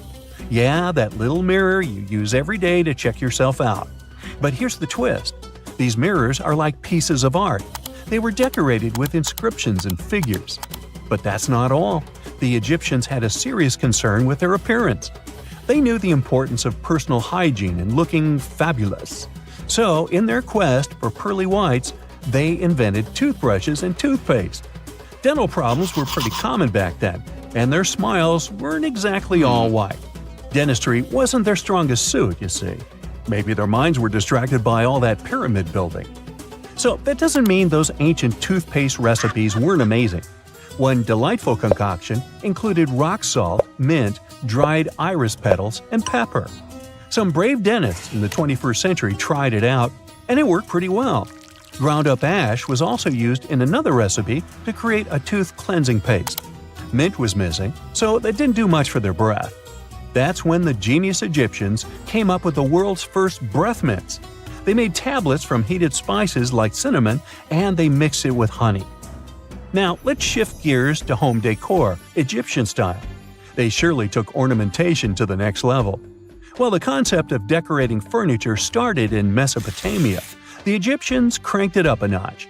They went all out with different colors of ink and even developed various weights of paper. Oh, and let's not forget about those cute little area rugs we all have in our homes today. Guess who came up with the idea? Yep, the Egyptians. They used the versatile papyrus plant to make those cozy rugs. And speaking of trends, the Egyptians loved their knickknacks. They had an assortment of small figurines in the shapes of cats, dogs, and people. These statues were made from various materials, like simple sun-dried mud to the ultimate bling of gold. It all depended on how loaded you were. The Egyptians were also all about farming, and they knew that clean water was crucial for their crops and animals. That's why they came up with some nifty inventions and techniques to make sure their land was fertile and their plants were happy. First off, they had the genius idea of using ox-drawn plows. They had two types of plows, heavy and light. The heavy plow would strut its stuff, cutting deep furrows in the soil, while the lighter plow followed behind, fluffing up the earth. But they didn't stop there. After plowing, the Egyptians would break up clumps of soil and sow the rows with seeds. To give those seeds a good old squish into the furrows, they'd march their livestock across the field, effectively closing up the furrows. But hey, all that hard work would be pointless if their seeds were as dry as the Sahara. That's where irrigation comes into play. The Egyptians were so good at it that other cultures, like the Greeks and Romans, couldn't help but copy their techniques. Now let's switch gears and talk about the marvelous architecture of ancient Egypt. These folks weren't just skilled farmers, they were also architectural maestros. They built these fancy canals to carry water to farms and villages, and boy, did they know how to make those canals look pretty. Just imagine strolling along a canal lined with ornate structures. The pharaoh Ramesses the Great was quite the overachiever when it came to construction. One of his mind-blowing creations was the construction located at Abu Simbel. This building was designed so that twice a year, the sun would shine directly into it and illuminate the statues of Ramesses. And let's not forget about the corbelled arch. Without this architectural gem, we'd be missing out on some mind-boggling structures like the Great Pyramid. The Egyptians knew how to make things stand tall and proud, thanks to their engineering and construction wizardry. They built grand halls and inner sanctums that make your jaw drop. And some of these temples doubled as astronomical observatories. Ever since Plato wrote about the allegory of Atlantis, humanity has been fascinated with the possibility of the discovery of a thriving underwater civilization. Fancy joining me on a trip to a few historic underwater sites? Let's see what we can find out about ancient civilizations. The first one on our list is what is being called the underwater Stonehenge. Scientists have recently discovered a mysterious pile of cairns that stretch for miles under the shimmering waters of Lake Constance at the borders of Switzerland, Germany, and Austria. Archaeologists began to explore the site back in 2015, and they haven't been able to understand yet what it was actually used for. What they do know is that there is a 12-mile line of 170 human-made stone cairns under Lake Constance. Scientists say this was most likely the result of a combined work of several villages. The cairn site was probably used for some collective purpose. The formations are huge. Some of them are several dozen feet wide. The most amazing discovery so far is that the site dates back to around 5,500 years ago. Now, what were we humans doing back then? We were living in the prime years of the so-called Stone Age. We were beginning to make artifacts from stone and use them to hunt and eat. Can you imagine what a knife and fork might have looked like back in those days? It's no coincidence that scientists call this site the underwater Stonehenge, though. Both sites are believed to have been built around the same period of time. You see, Stonehenge dates back to around 3100 BCE. Both sites carry the distinct characteristic of stone monuments built in a circle. Not to mention the fact that scientists also haven't figured out why on Earth our early ancestors would feel the need to build a monument such as Stonehenge. Well, the mystery of Lake Constance hasn't been solved yet. Who were the Neolithic people from this area? And for what purpose did they go through such an amount of work and effort to build this huge stone site? Next, we're taking you on a tour of the Ryukyu Islands just off the coast of Japan. You're diving deep down to an archaeological site. But I should warn you, the waters of the Pacific Ocean are far from smooth. It doesn't take long before you see a huge structure, thanks to the sunlight shining down on the seabed. At first, it looks like Machu Picchu's ruins located across the globe in Peru. As you approach the site, you slowly figure out its forms. A pyramid-shaped structure, arches, staircases. It's something that could have easily been a palace or a castle. Could this be a sign of human activity? What you've just seen is known today as the Yonaguni Monument. It also goes by the name of Japan's Atlantis. The entire monument is about the size of 5 soccer fields and the height of a 5-story building. Its most surprising feature is its expanse of terraces. Explorers and scientists believe that Yonaguni might be 10,000 years old. But whether it's a human-made structure or a natural formation is still under debate. For Japan's top marine geologist, Professor Masaki Kimura, Yonaguni is the heritage of a lost civilization. Kimura has dived to the bottom of the ocean to explore the ruins over 100 times over the past 10 years. According to him, there are clear signs of human activity down there. On the monument's surface, there is a triangle-shaped concave that is a historical symbol of water fountains in the region. There's also a giant turtle carved on the eastern side of the structure. And, according to Kimura, turtles have an important cultural meaning. Several pieces of stone tools have been recovered from the site. Their estimated age is around 10,000 years. However, not all scientists support this theory. For many, Yonaguni is the result of thousands of years of erosion. The fact that the monument is composed of one massive rock leads them to believe it's not human-made. The defined edges and flat surfaces resemble a natural formation in Northern Ireland, known as the Giant's Causeway. The basalt columns look like the ruins of a palace, but they're actually the result of volcanic activity in the region. Now, you're flying to the coast of Greece, 4 hours away from Athens. More specifically, you're in the Peloponnese Peninsula. You dust off an old snorkel and head for a free dive on a bright sunny day. Sometime into the dive, you start noticing patterns on a seabed. 13 feet below the surface, outlines of familiar objects start to appear, one by one. As you continue swimming, what looks like the outline of an entire city emerges in front of your eyes. Are you wondering how water could have taken the whole city? Rocks are perfectly aligned into what appears to be the foundation of a building. This is Pavlopetri, an ancient city you've probably heard about for the first time. It was discovered by Nicholas Fleming, a British oceanographer, when he was on vacation in Greece. He had heard rumors about Pavlopetri's existence and indeed found several artifacts on the seafloor. He went back to the area a year later with the team. They found a site filled with pots, storage vessels, and tools. A kernstone, for instance, is a tool used for grinding grains and turning them into flour. Multiple amphoras indicate that this settlement dates back to the Bronze Age, 5,500 years ago, when people started living in towns. The settlement is believed to have existed for over 2,400 years. Today, Pavlopetri is considered the oldest submerged town ever discovered, and what's impressive is that it wasn't a simple village. It was a vibrant port city with stone buildings, a marketplace, streets, and even squares. The next stop on our voyage is one of today's most famous underwater cities that has been turned into an archaeological park. The city of Port Royal in Jamaica exists only below the surface, but in 1692 it was one of the wealthiest cities in the Western Hemisphere.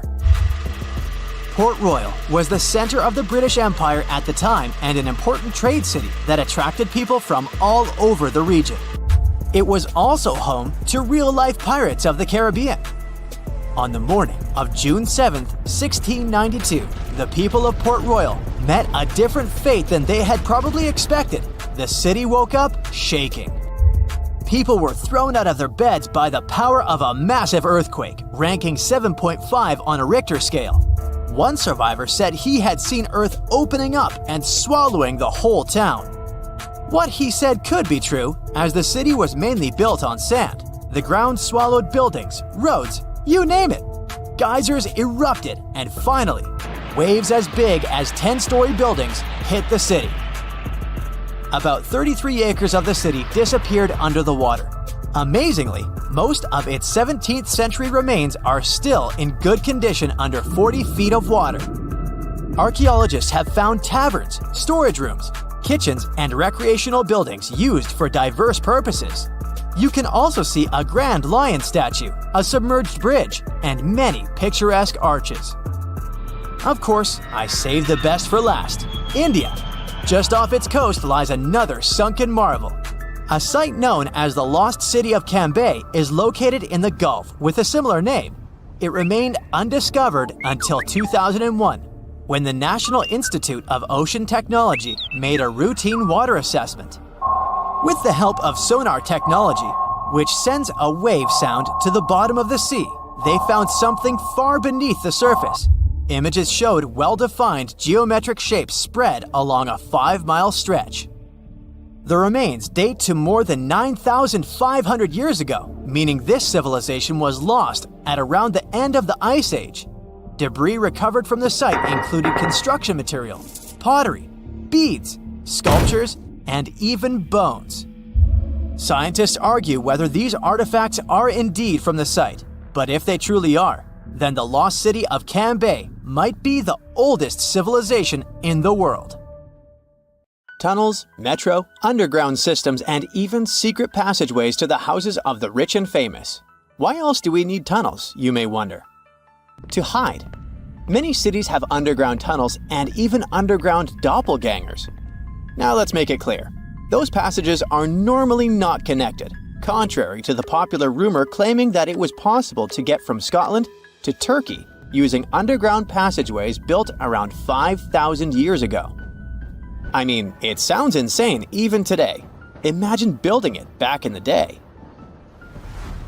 These tunnels have an official name, the Erdstall Tunnels, and they were most likely built in the Middle Ages.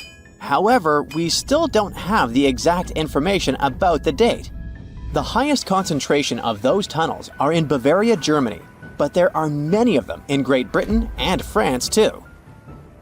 Erdstall tunnels, a unique type of earthen passage found globally, are characterized by their narrow, oval-shaped corridors and tight choke points, known as schlups, or slip-outs.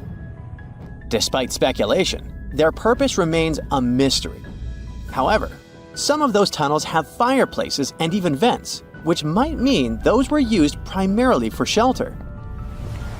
Dating back to the Middle Ages, possibly as early as the 12th century, Erdstall tunnels lack archaeological signs and historical records, so it's not a surprise that there are many rumors about their use. Some scientists are sure those were storage spaces, though their narrowness makes this impractical. Another idea is that they provided hiding spots for farmers during tribal raids. However, their single entry point raises doubts about their effectiveness in evading threats. Now, if you're feeling like Indiana Jones and want to venture into those tunnels, you're in luck. A few structures, like the Erdstall Radkobluken in Austria, welcome visitors to explore these enigmatic structures. Most of them are closed to the public eye, though. The origins of Erdstall tunnels remain largely unknown, just like their real functions. And if you think, hey, it's the 21st century here, we can study pretty much everything, well, you're wrong. What makes these tunnels hard to study are the tight confines. Traditional surveying methods often prove inadequate in such spaces. To solve this problem, scientists use a handheld device that integrates an RGB camera, a gyroscope, and high-resolution depth sensors, allowing them to capture intricate details of the tunnels. They also use modern techniques like 3D surveying in hopes of uncovering the true origins and purposes of those tunnels. One hypothesis even suggests they may have been poorly conceived dwellings, abandoned when their inadequacies became apparent. Still, not everyone quite agrees with this idea. Other theories suggest they served spiritual purposes, while the most intriguing idea speculates that those tunnels may be remnants of extraterrestrial civilizations. Experts believe they may have been used for practical matters, such as granaries or hiding spots from looters. As we don't have exact info on who built it and when, it may be pretty much anyone, even a sloth. Nope, I'm not a lunatic. Sloths can build giant tunnels. Check this out. In 2009, a farmer in southern Brazil was driving his tractor through a cornfield when it suddenly sank into the ground. He quickly discovered he had broken through the top of an underground tunnel. When researchers came to investigate, they found a tunnel around 6.5 feet high and the same 6.5 feet wide, extending about 50 feet long, right beneath the farmer's house. When they looked closer, they instantly saw deep claw marks on the walls.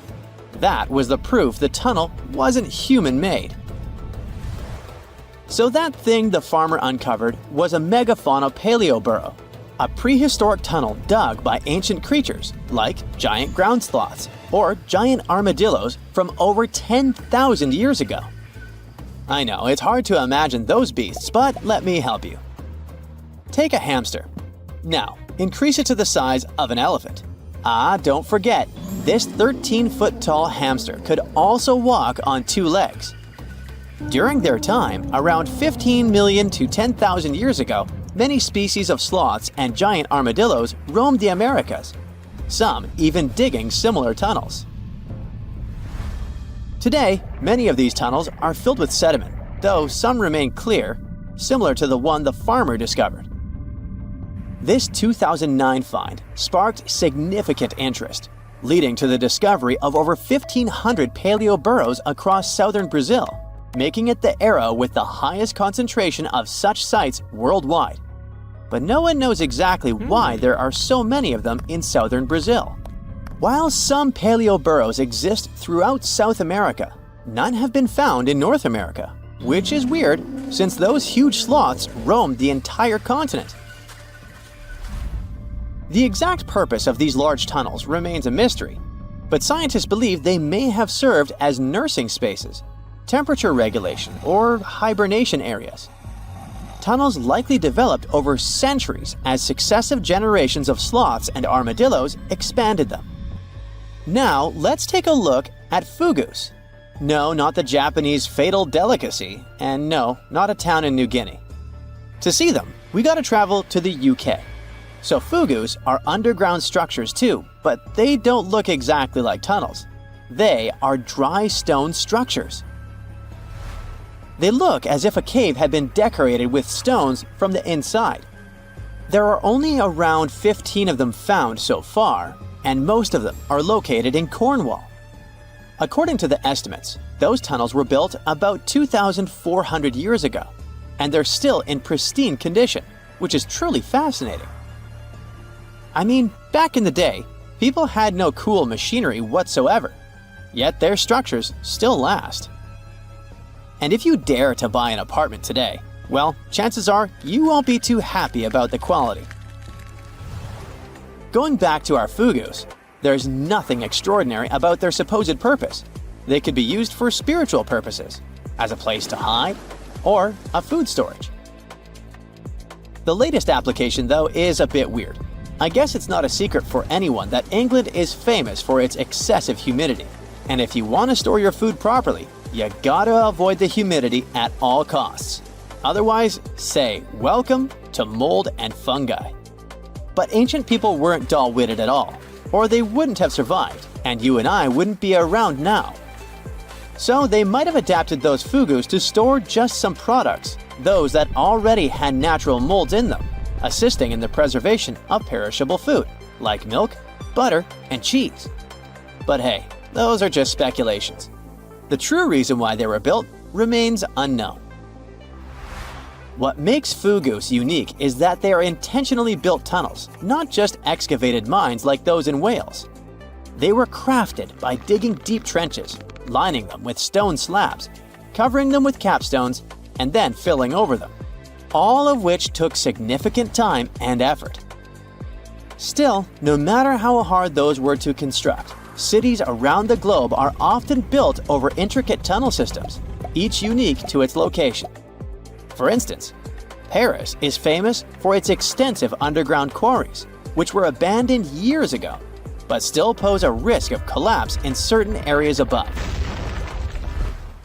London boasts one of the largest tunnel networks in the world, including many that were specifically created for military purposes. In New York City, there are rumors of secret tunnels, while Los Angeles has old tunnels from the Prohibition era used for speakeasies. Many other cities also have their share of enigmatic tunnels, and surprisingly, Florida is no exception. It happened in the year 2011 in Ybor City. Near a former post office, flooding uncovered something weird, a section of an unknown structure. Back then, people didn't pay much attention to that, so it took another 7 years to discover something truly fascinating. This historic neighborhood was founded in the 1880s, but it remained unknown until 2018 that it also has a hidden tunnel network. We only learned of it because of renovation work. The exact purpose, of course, is unknown, but most scientists are pretty sure that they serve to connect to early gaming spots and the port of Tampa. Figuring out how extensive the tunnel network is tricky. In 2018, a historic home in Seminole Heights revealed locked doors leading to tunnels from the 1920s. One local even said he traveled through a tunnel for 20 minutes. Rumors suggest some tunnels connect to the Hillsborough River and Ybor City. Research is ongoing, but no new info has emerged yet.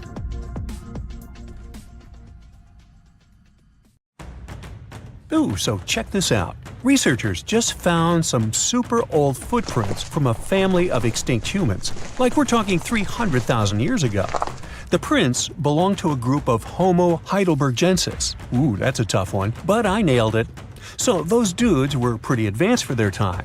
They were building homes and hunting big animals. But unfortunately, they couldn't handle climate change and disappeared about 28,000 years ago. No, they weren't sissies, trust me. The weather was really tough back then, and they couldn't just go grab a down jacket like you do. So, the University of Tübingen crew made the discovery in Germany, where they found the perfectly preserved prints in a forest by a lake. Apparently, elephants, rhinos, and other critters used to come relax by the lake, and so did this Heidelberg family. The scientists believe they were probably just a family outing rather than a group of adult hunters, since there were little kid footprints too. And depending on the season, they could munch on plants, fruits, leaves, shoots, and mushrooms around the lake. Experts even found tracks from an extinct elephant species that used to weigh up to 13 tons. Now, can you imagine seeing one of those in person?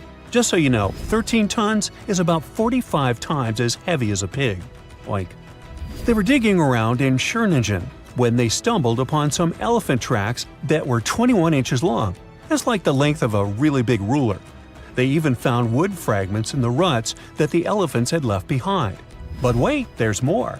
They also found a rhino print from the Pleistocene era, which is pretty wild.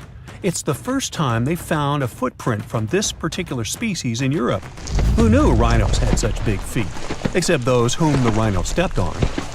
Meanwhile, over in New Mexico, some British and American archaeologists found some ancient human footprints that date back 23,000 years. They used radiocarbon dating to figure out when these footprints were made, and it turns out they were stomped into the mud during the last glacial maximum. That's when ice sheets covered much of North America and sea levels were lower than they are now.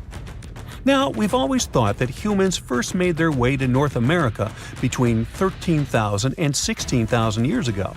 But these footprints suggest that our ancestors were wandering around way earlier than that. Some people even think that humans might have been hanging out in North America as far back as 33,000 years ago, although not everyone is convinced. Alrighty, if there were footprints, there must have also been some shoes too, am I right? Well, researchers may not have found signature Gucci loafers, even though they've been around since 1953, but they did find a cave in Armenia full of ancient artifacts from the Copper Age. And guess what? Those artifacts included a seriously well-preserved shoe that's now the oldest footwear ever found. That footwear was made from a single piece of cowhide leather, which is pretty rare today, despite all the fancy schmancy technological upgrades we've got today. Talk about premium quality. Currently, the coolest modern-day designer shoes are trying to copy this hole-cut technique. The shoe was also rubbed with some kind of plant or vegetable oil for extra durability, and it even had shoelaces that crisscrossed through a series of holes, just like our beloved sneakers today. The shoe was about the size of a woman's US 7, so we're guessing it was tailor-made for some fancy-pants wealthy person. Can you imagine rocking these feet whips back in the day? They were possibly the talk of the town. Now, since we're talking about shoes, have you ever had that gross feeling when you step in something sticky? Especially if you're wearing a brand new pair of white sneakers? No, not what you're thinking. I'm talking about chewing gum. It's a total buzzkill to have it stuck to your shoe. A super cool British archaeology student named Serapium found a 5,000-year-old piece of Neolithic chewing gum made from birch bark tar while on a dig in Finland. It even had tooth marks in it. Who knew our ancestors were into chewing gum too? Apparently, birch bark tar has antiseptic properties, so it's believed that Neolithic peeps chewed it to help treat mouth and gum infections. So it looks like people have been spitting out gum since the beginning of time. Ah, what a tradition. Prehistoric designers had way more than just shoes to offer to prehistoric fashionistas. You're not going to find such a statement piece in the mass market, and I'm not sure about high-end boutiques either. Yep, it's supposedly the oldest purse ever found, and yep, those are dog teeth used as decorations for a handbag. According to one of the archaeologists, these teeth were all the rage back in 2500 BCE. People were putting them on everything, from clothes to jewelry. But this particular handbag was something special. It had over a dozen sets of teeth and was super fancy, which means whoever owned it was perhaps a VIP. Unfortunately, the purse itself didn't survive the test of time. All that's left are these teeth, pointing in the same direction and looking like a modern-day handbag flap. It must have been truly chic back in the day, but it's a good thing we've moved on to more humane materials for our accessories. Did you hear about the dino-sized discovery on Yorkshire's coast? Yep, sometimes scientists discover not human footprints, but dino footprints. This time, they found a record-breaking dinosaur print that could have been left by a predator taking a break 166 million years ago. Can you imagine a T-Rex lounging on the beach with a smoothie in hand? This 3-foot-long fossil, spotted in Burniston Bay near Scarborough, is the largest ever discovered in the region. The team of researchers who studied the track concluded that it was made by a giant carnivore like a megalosaurus. That's one big and hungry dino. The footprint is the largest made by a theropod, which is a group of bipedal dinosaurs that includes the infamous Tyrannosaurus rex. So, we're talking about some seriously big and scary creatures here. A paleontologist from the University of Manchester said the discovery had shed new light on the behavior of these carnivorous giants. Apparently, features of the footprint suggest that this large predator was squatting down before standing up. Maybe it was doing some yoga or taking a bathroom break. Who knows? Another archaeologist, Marie Woods, stumbled across the print while collecting shellfish on the shore. She said she couldn't believe what she was looking at. I mean, who would expect to find a giant dinosaur print while picking up some clams? It's lucky that Ms. Woods and Rob Taylor, a local fossil collector, rescued the fragile print from the shoreline. Experts warned that it was at risk of being lost to erosion or landslides. Now, plans are in motion for the footprint to go on public display at the Rotunda Museum in Scarborough. But there's some more dino-mite news. Several drought conditions in Texas have revealed ancient dinosaur footprints that are over 100 million years old. Multiple dinosaur tracks belong to the dinos were recently discovered at Dinosaur Valley State Park in northwest Texas. The droughts have caused a river running through central Texas to dry up almost entirely, which is how these prehistoric prints were finally uncovered. This guy was a real beast, measuring 15 feet and weighing in at 7 tons. It used to roam the area over 113 million years ago, according to the state park. About 60 prints from this dino have been revealed due to the drought, with an estimated 140 tracks from the dinosaur in total. But that's not all. Prints from Serapium were also discovered. This creature was a massive 66 feet long and weighed about 48 tons when fully matured. Experts believe that the Acrocanthosaurus preyed on Serapium, which explains why their prints were found together. There's a weird thing though. Serapium was bigger than Acrocanthosaurus. Can any professors please explain to me why the smaller dude would munch on the bigger one? Imagine you've booked a tour through the jungles of Costa Rica. All of a sudden, you stumble upon a huge stone sphere, nearly the length of a king-sized bed in diameter. How on earth did it end up there? And what does it symbolize? You immediately ask your guide. He's not as amazed as you are, and tells you that there are actually several hundreds of them scattered across the south of the country. The mysterious stone spheres don't have an official name. The locals simply call them las bolas, which means balls in Spanish, while historians refer to them as Diquiz spheres, after the culture that produced them. Scientists have studied the sediment layers of the Earth around them and estimate that the earliest were made around the year 600 CE, and the newest ones date to the year 1000 CE. Many of the spheres were relocated after their initial discovery, and that's why archaeologists can't date them precisely. The Diquiz culture completely disappeared shortly after they were discovered by the Spanish in the 16th century. Unlike the Mayas and the Aztecs, the myths or legends of these peoples didn't survive, so they cannot explain the existence of the mysterious orbs. More than 300 of these objects have been discovered so far, with some being smaller than 1 inch in diameter, and the largest measures 6.6 feet in diameter, standing taller than most humans. Although there are ones made from limestone, Most spheres were carved out of a coarse version of basalt, a type of rock that forms when lava cools rapidly.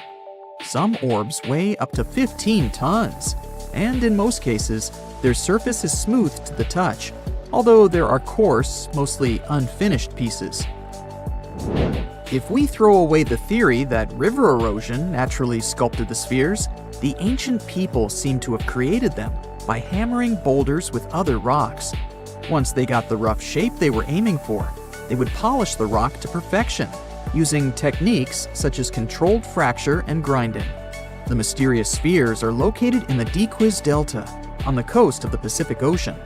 Most of them can be found in a place called Farm 6, which, alongside 3 other sites, was proclaimed a UNESCO World Heritage Site in 2014.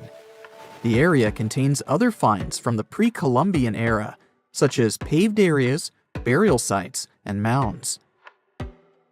For centuries, the stone balls were hidden under a thick layer of sediment that protected them against the elements and looters until they were unearthed during the 1930s. The company that owned the land was clearing the rainforest for banana plantations when they stumbled upon these unusual stone constructions. Some were damaged by bulldozers, and some by workers trying to pry them open, as they believed there was gold hidden inside. It took a while before the authorities intervened to stop further damage to the finds. Doris Stone, the daughter of an executive of the company that owned the land, was the first to study the spheres. In 1943, she published an article in a leading American archaeological journal, turning the world's attention to the orbs.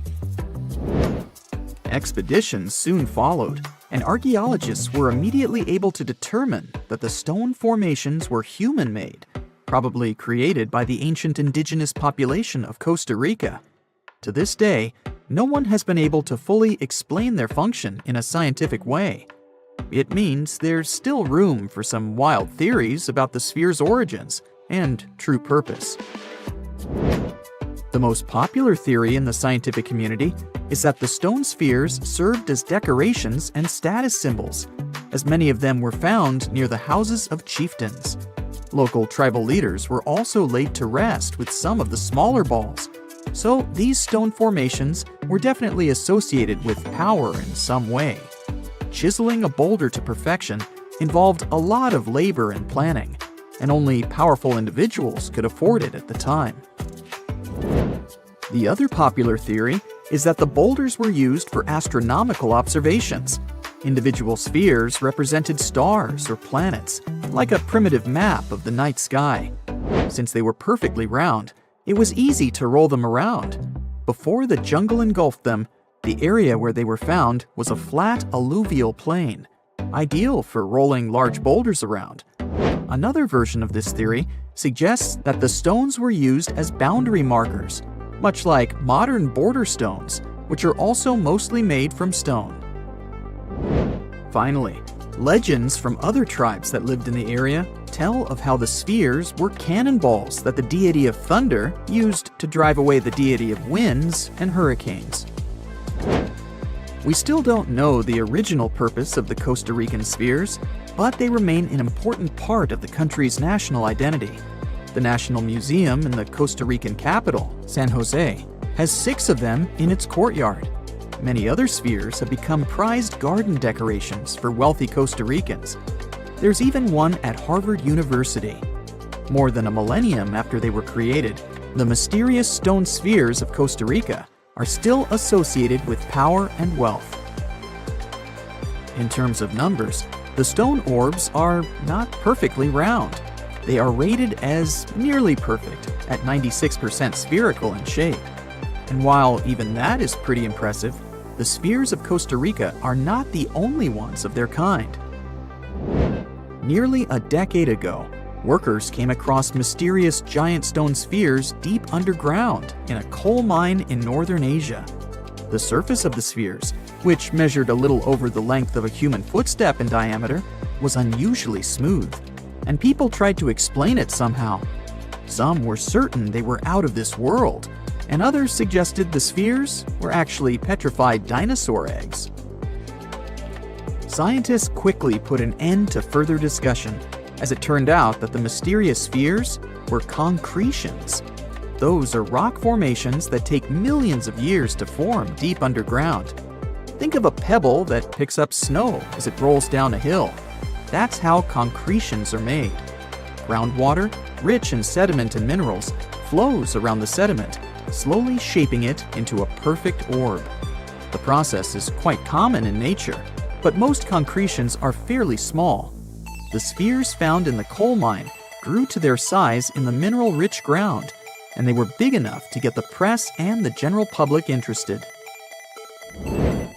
Another possible case of concretions is the massive stone spheres found in the Visoko Valley in Bosnia. Samir Osmanagic, better known as the Bosnian Indiana Jones, was the first to explore those objects about as wide as the length of a London bus. He believes the stone spheres were carved by a lost civilization that lived in the area 1,000 years ago. The reddish color of the orbs, though, is proof to geologists that they are indeed concretions, rich in iron content. The Moki marbles, found in rural Utah, are similar in color to the Bosnian spheres. These tiny concretions are the size of toy marbles and consist of a sandstone core and a shell made out of hematite, an iron ore. In South Africa, miners have come across Klerksdorp spheres, which are similar in shape and size to Moki marbles. The only difference is that these ones formed inside volcanic sediments and ash. The most intriguing among human-made tiny spheres are probably the orbs found on several Greek islands. Scientists discovered 700 stones smaller than golf balls near the Bronze Age site of Akrotiri on the island of Santorini. They believe that the finds were between 3,600 and 4,500 years old. When they compared all the stones' variations in size and color, the archaeologists concluded that these enigmatic stones could have easily been the oldest board game ever made. With the help of artificial intelligence, scientists are now trying to work out the rules of this game. Throughout time, scientists have managed to uncover about 6,000 early human fossils, ranging from skulls to teeth. For some of these fossils, it was a breeze. Researchers could instantly identify them as belonging to, say, the Neanderthals. However, when it came to others, things got a bit trickier. Some fossils just didn't fit into any existing categories. So, what categories of prehistoric humans do we actually know about? Well, up until recently, we recognized 8 different species of early humans. One of these is Homo habilis, which means handyman. You'll recall that Homo is Latin for human. They resembled regular primates, but were pivotal in our evolution. They were the first to create stone tools, which significantly aided their daily activities, such as butchering. Next up, we have Homo rudolfensis. These guys were larger than Homo habilis and boasted bigger brains, but they were still quite distant from modern humans. For example, even though the neurological structure of their brains was becoming more complex, they were probably not capable of using any form of actual spoken language. Then came Homo erectus, the first to walk upright, followed by Homo antecessor, which is considered the last common ancestor of modern humans and Neanderthals, along with a host of other Homo species. Meanwhile, we're still piecing together the story of the enigmatic Denisovans. Our knowledge of Homo naledi is pretty limited too, since it was only discovered in 2013, and it is species number 8. Interestingly, Naledi means star in the Sotho language because they were found in a cave called Rising Star. Scientists were taken aback by them. Everything suggested they were around 2 million years old. But after closer examination and some tests, it turns out that the Naledi species is much younger, between 236 and 335,000 years old. Their hands were adapted to making tools, yet no tools have been found nearby. Long story short, they're a puzzling species, and there's still so much more to learn about them. So even though today we have only one human species on our planet, Homo sapiens, we continue to discover ancient species that are long gone. Now, you might wonder why researchers study these extinct species. The truth is, they need this knowledge to piece together the intricate narrative of our prehistoric past. In 2024, a significant discovery emerged, the 9th human species, named Homo giluensis, which translates to large-headed.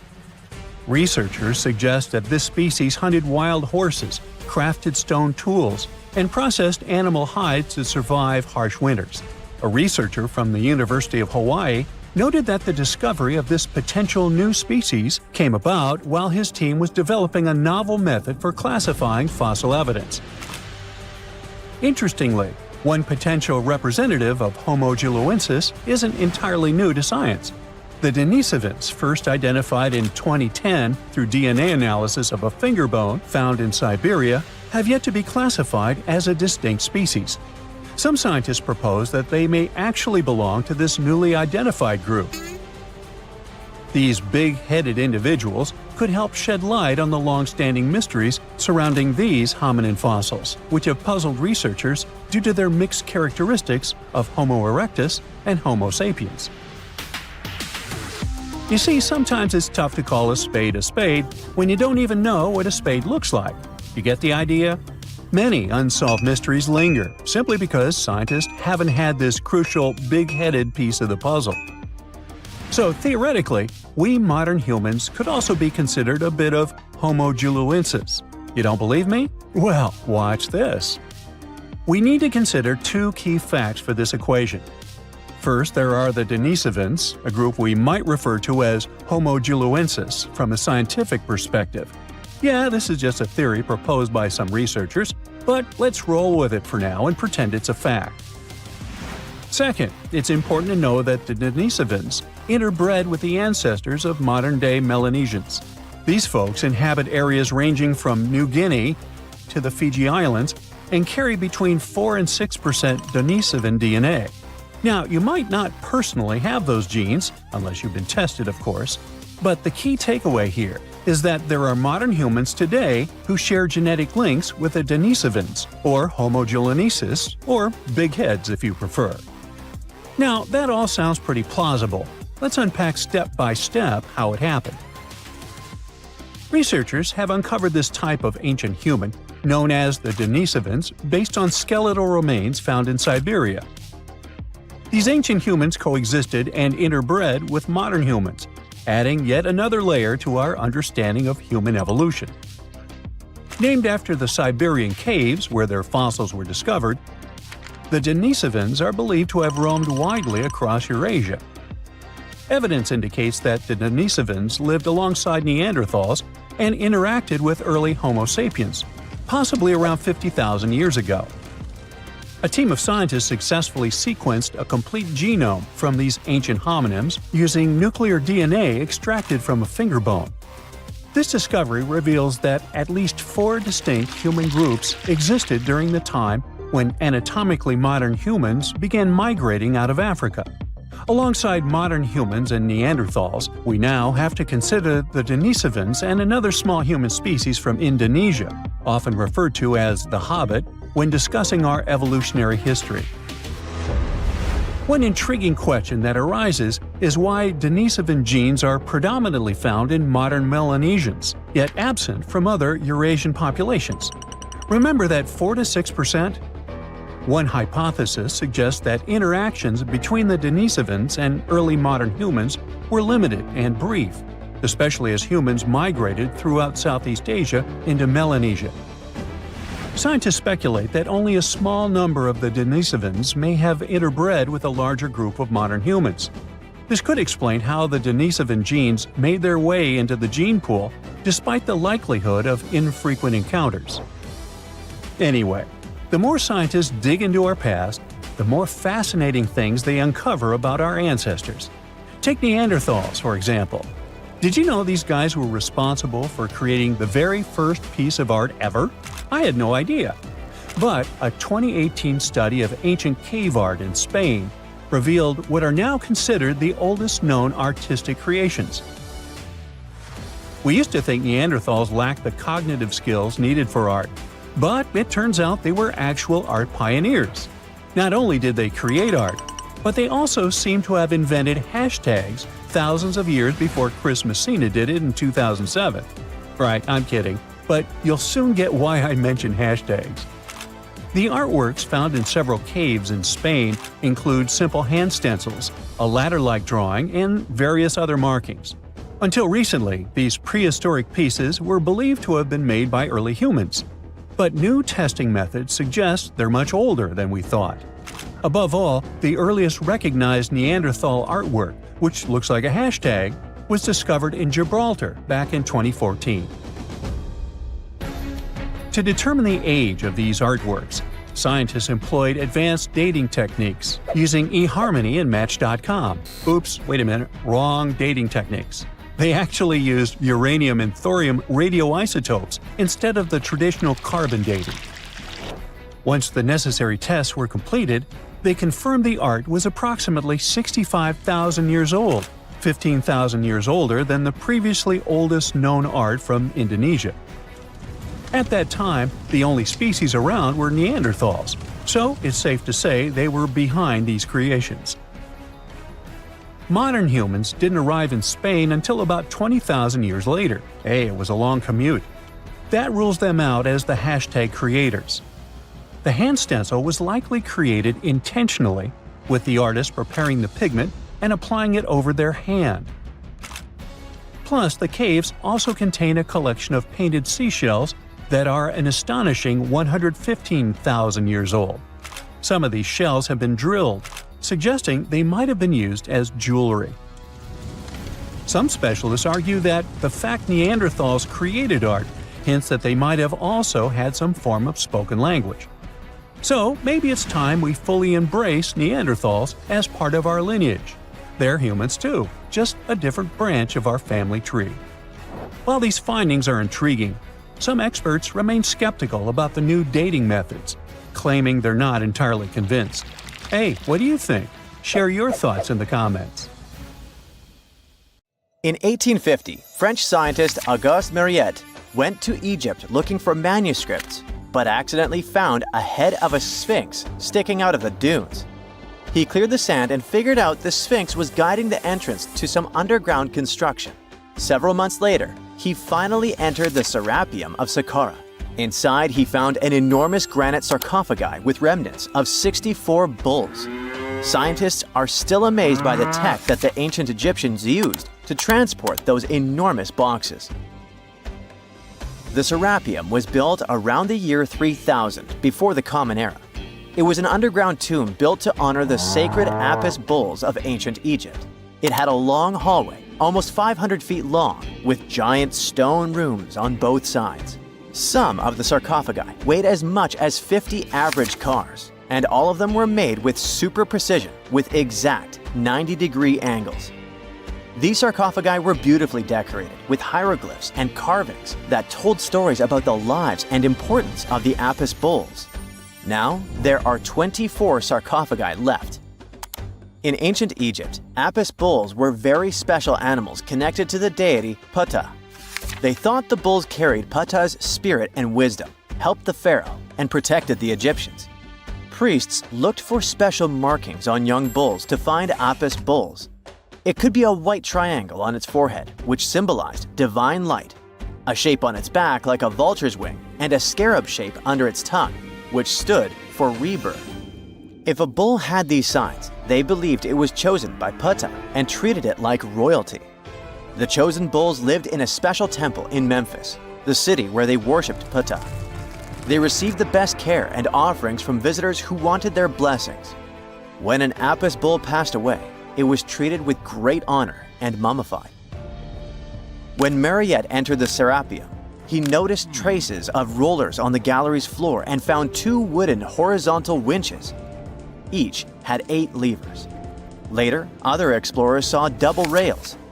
The burial chambers were lower than the hallway floor. To get the boxes into place, workers filled the chambers with sand so the sarcophagi could be rolled in straight. Then they slowly removed the sand to gently lower the boxes into perfectly cut spaces in the bedrock. A carved stone sign found in the Serapium said it took 28 days to move just one sarcophagus and its lid into its spot during the time of Ptolemy II. The extreme precision of the sarcophagi with 90-degree angles also has an explanation. Ancient Egyptians wrote texts, or rather, papyrus, on geometry a long time ago. It shows that they knew the approximate number pi and could calculate the volume of a pyramid with its top cut off. If they could figure out complicated math like that back then, it makes sense that they could also carve perfectly flat surfaces 500 years later. All this sounds pretty legit, but some people think certain things don't add up here. The size of boxes is way larger than the size of bulls, yet they buried pharaohs in tiny coffins that barely fit their bodies. The sarcophagi are made out of granite with crazy precision, and they could have just used limestone, which would have made things way easier. The transportation of the boxes seems pretty simple, but only in theory. If one person could pull about 440 pounds, then at least 250 people would be needed to pull just one box. The tunnels in the Serapium are really narrow, only about 2 feet wider than the boxes themselves. There's no way hundreds of people could have squeezed into those tight spaces to pull the boxes.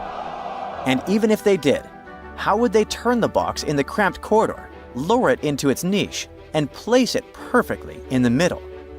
Somehow they did this 24 times, and every box is centered perfectly. Plus, the chambers were dusty, and there were no signs of soot from lamps. This means they must have worked in almost complete darkness. The real use of the boxes could also be different. A long time ago, even before the Egyptian pharaohs ruled, the local people already knew how to use fermentation. It happens when tiny organisms called yeast eat certain ingredients like starch and turn them into gas and ethanol. So someone in ancient Egypt probably put food like barley, bread, and even meat inside a giant stone box, then closed it tight with a heavy lid. These stone boxes, carved from granite, were so precisely made that they were almost completely sealed, so nothing could escape from it.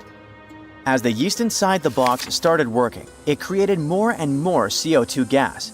It built up pressure inside the box. The granite boxes were incredibly strong. They could handle more pressure than a car tire can hold. When granite was squeezed under such pressure, its crystals produced a tiny electric charge. This effect was possible because granite contains quartz, a material that reacts to pressure this way. The process also needed meat or animal parts, possibly to help the yeast grow better. Meat contains something called oleic acid, which yeast needs to keep growing and to survive the bad effects of the ethanol it produces. As the pressure inside the box kept growing, the combination of gases and electricity made these boxes not just ancient fridges, but powerful energy systems. Over time, the pressure inside got so strong that it could push the lid open and the gas would escape with a pop. But when people rediscovered the Serapium in 1850, they found old drawings that showed piles of stones stacked on top of some of the box lids. So, someone long ago probably tried to make the lids even heavier by adding extra weight to make it harder for the gas pressure to push them open. This extra weight also meant the quartz crystals in the granite could keep creating more electricity under all that pressure. If someone opened one of these stone boxes thousands of years later, they would only find bones from bulls that were placed in the box. And that's exactly what Mariette discovered in the 1850s. They opened the Serapium for visitors soon after the first excavations in the second half of the 19th century. Prince of Wales even had a luncheon with his guests in one of the sarcophagi. Sands and earthquakes made the site inaccessible for a while, but now you can visit it again and try to solve the mystery yourself. With new tech, we could have answers to many other historical mysteries soon. A team of scientists at Chicago's Field Museum of Natural History recently used a special CT scanner to learn more about ancient Egyptian mummies without unwrapping them. They gently rolled 26 mummies on custom carts out to the parking lot, where the scanner was waiting. It took thousands of detailed X-ray pictures of each mummy and their coffins. When all the pictures were put together, they created 3D images that showed what was inside, the skeletons, and some artifacts. The scientists hope these images will help them understand ancient Egyptian burial practices from over 3,000 years ago. Even though the scanning process only took 4 days, it might take 3 years to study all the data. But scientists were able to learn some personal details about the mummies.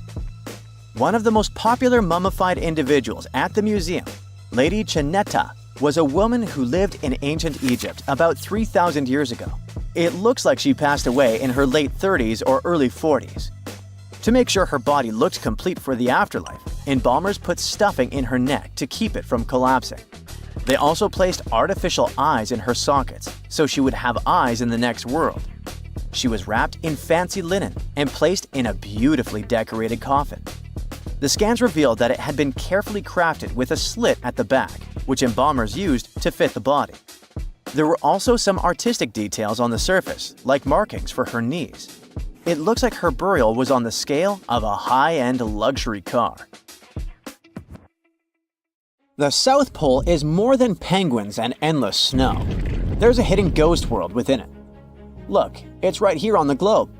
Don't confuse Antarctica with the Arctic, which is at the top of our maps. Much smaller in size, and, let's face it, way less mysterious.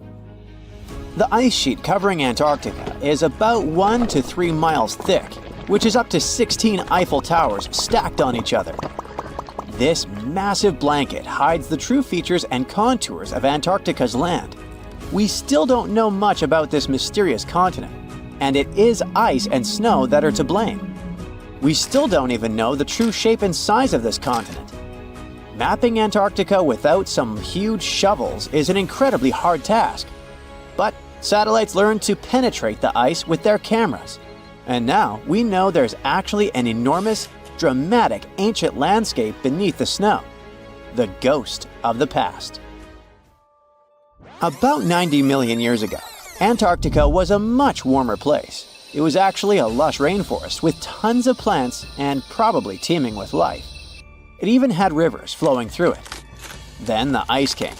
This happened about 34 million years ago, during the transition from the Eocene to the Oligocene, when our planet cooled significantly. It was the beginning of one of our several ice ages. The land remained, but now was hidden under ice and snow that got thicker and thicker. To a regular eye, Antarctica turned into a white desert, vast, flat, and featureless. Time went on. This massive ice sheet moved around, smoothing and shifting the ground beneath it. Over the millions of years, it changed what the land looked like. Now, if we looked under the ice, it wouldn't hold any signs of the original South Pole, except for one place. In areas where the ice is especially thick and doesn't move much, like in East Antarctica, it has actually worked the other way around. It became like a super thick blanket that protects the land. Normally, things like wind or rain slowly wear away the ground over time, changing its shape. But since we have this protective ice blanket, it prevents these natural processes from reaching the stuff underneath. So, the ground stayed almost the same for millions of years, like it's been frozen in time. This special area near the Aurora and Schmidt subglacial basins has become the ghost of Antarctica's landscape. This place was barely touched even since it was first covered in snow 34 million years ago. This is a historical footprint, a place that can tell us what Antarctica's ground looked like before it became a freezing nightmare. As scientists peered under East Antarctica, they saw an amazing ghost. The traces of the rivers that were flowing there millions of years ago, various valleys, and some weird little islands, as well as 3 big chunks of land shaped like the letter U. Hey, what's that all about? You see, the continents on our planet are moving constantly, sliding along the red-hot lava mantle like cereal on milk. Over history, they came together and broke apart several times. Hundreds of millions of years ago, several continents were a part of one enormous Gondwana. Antarctica was one of them. It used to be one huge landmass. But when Gondwana broke apart, the poor continent got stretched by tectonic forces. Parts of land were pulled away from each other. Whoosh! And they got torn apart. And that's how we got these big chunks or blocks of land under thick layers of ice. In any case, Scientists now want to explore this ghost a bit more. But to study it deeply, they need to actually drill down through the ice, like using a straw to get to the bottom of a thick shake. This will help them pick up some rocks and dirt from way below to learn more about the Earth's history and climate. Antarctica is the 5th largest continent in the world, approximately bigger than the entirety of Europe or Australia, competing with the entire South America in size. Aside from East Antarctica, we discussed there are several more regions: Antarctica Peninsula, South Pole, West Antarctica, and the Ross Sea. The continent is basically a frozen sandbox, and all its hidden, mysterious landscape is actually less explored than Mars's terrain. We only know for sure that without ice, it wouldn't just be flat and empty, but an entire world full of big mountains, huge canyons, and even fiery volcanoes. Some of these volcanoes are so huge that they peak above the layers of snow. In West Antarctica alone, there are at least 138 volcanoes, though only about 8 or 9 are active today. One of the craziest ones is Mount Erebus, the southernmost volcano and the tallest one on the continent, about 12,500 feet high. And deep beneath the ice sheet, this guy hosts incredible, beautiful subvolcanic caves. The temperatures there are warm enough for t-shirts. The Antarctic Peninsula, or Lesser Antarctica, looks like a bunch of mountainous islands deeply underground. It has newer volcanic rocks that are part of the Pacific Ring of Fire, which is like a giant circle of volcanoes and earthquake zones around the Pacific Ocean. The Greater Antarctica is a huge part, almost as big as Australia. It consists of East Antarctica and the South Pole. Beneath the ice, it's a place of rocks that have been around for a very, very long time, including the special zone we mentioned. You probably know that Antarctica is nearly devoid of humans. No wonder, with a mean temperature of about minus 46 degrees Fahrenheit. But even though this place is horrifyingly cold and deserted, life still clings on. You guessed it, in the underworld. In 2017, scientists found DNA traces of algae, moss, and even possibly unknown small animals in the deep caves. That means that even in such crazy conditions, there are still unique ecosystems thriving in little isolated warm pockets beneath the snow. There was another incredible find beneath Antarctica's Ross Ice Shelf, a lively ecosystem vibing within an underground river. Scientists have long suspected that Antarctica's underworld should have some freshwater lakes and rivers. One day, a satellite spotted a groove there. They decided to explore it and used a hot water drill to melt their way through the ice. As they reached the underworld, they dropped a camera into one of those hidden fresh rivers. And at first, they thought they'd find just some rocks or something. But instead, they stumbled upon hundreds of amphipods, tiny shrimp-like creatures. Little ones instantly swarmed around the lens. Shrimps blocked the camera and scientists couldn't check out what they wanted to. Pretty funny, but at least that means that there really is an important ecosystem deep within Antarctica. Now, they're gonna explore it. And all this is just the beginning of the mysterious underworld. Antarctica's snow also hides the deepest canyon on Earth under the Denman Glacier. Well, Mariana Trench is still the deepest point on Earth, but it's a part of the oceanic crust, geologically speaking. Also, in 1958, explorers found a huge mountain range under the ice, as big and tall as the famous Alps Mountains. The range stretched for about 745 miles with peaks as high as 1.7 miles. And all this magnificence is buried under tons of ice. Who knows what else we might find there? Antarctica holds about 60% of our entire planet's freshwater, which means it would be pretty bad if it melted. For example, there's this Doomsday Glacier, officially known as Thwaites Glacier. It's a huge ice formation, about the size of Florida, and it's melting right now. Every year, the sea levels rise by 4% because of it. If this guy melts away completely, the sea levels all around the world will increase by 2 feet, which might not sound like a lot, but it would be catastrophic for coastal areas. Luckily, researchers have found that even if its ice shelf were to collapse in the next 50 years, the glacier itself wouldn't retreat as quickly as they feared. It's still losing ice rapidly, but it would be quite a slow process. Recently, scientists made an astonishing discovery that might solve Stonehenge's mystery. They found something hidden deep within the DNA of Stonehenge's sarsen rocks, the huge monolithic ones, and it might reveal why our Neolithic ancestors designed and built this thing in the first place. Over the years, scientists have been scratching their heads trying to figure out where the huge sarsen rocks came from. For years, they believed they came from a quarry just 15 miles away from the site, known as Marlborough Downs. At this site, they found similar minerals to the ones that make up the sarsen rocks. But it turned out there was more to this story than they thought. The understanding of how Stonehenge was built is always changing. Scientists need to really travel back in time to uncover its mysteries. Where did the rocks come from? How were they carried?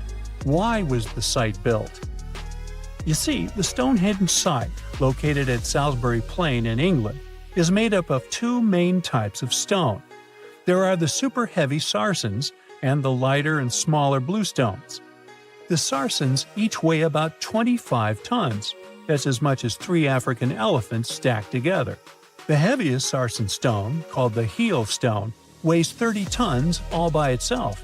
Together, the sarsens make that iconic outer ring circle.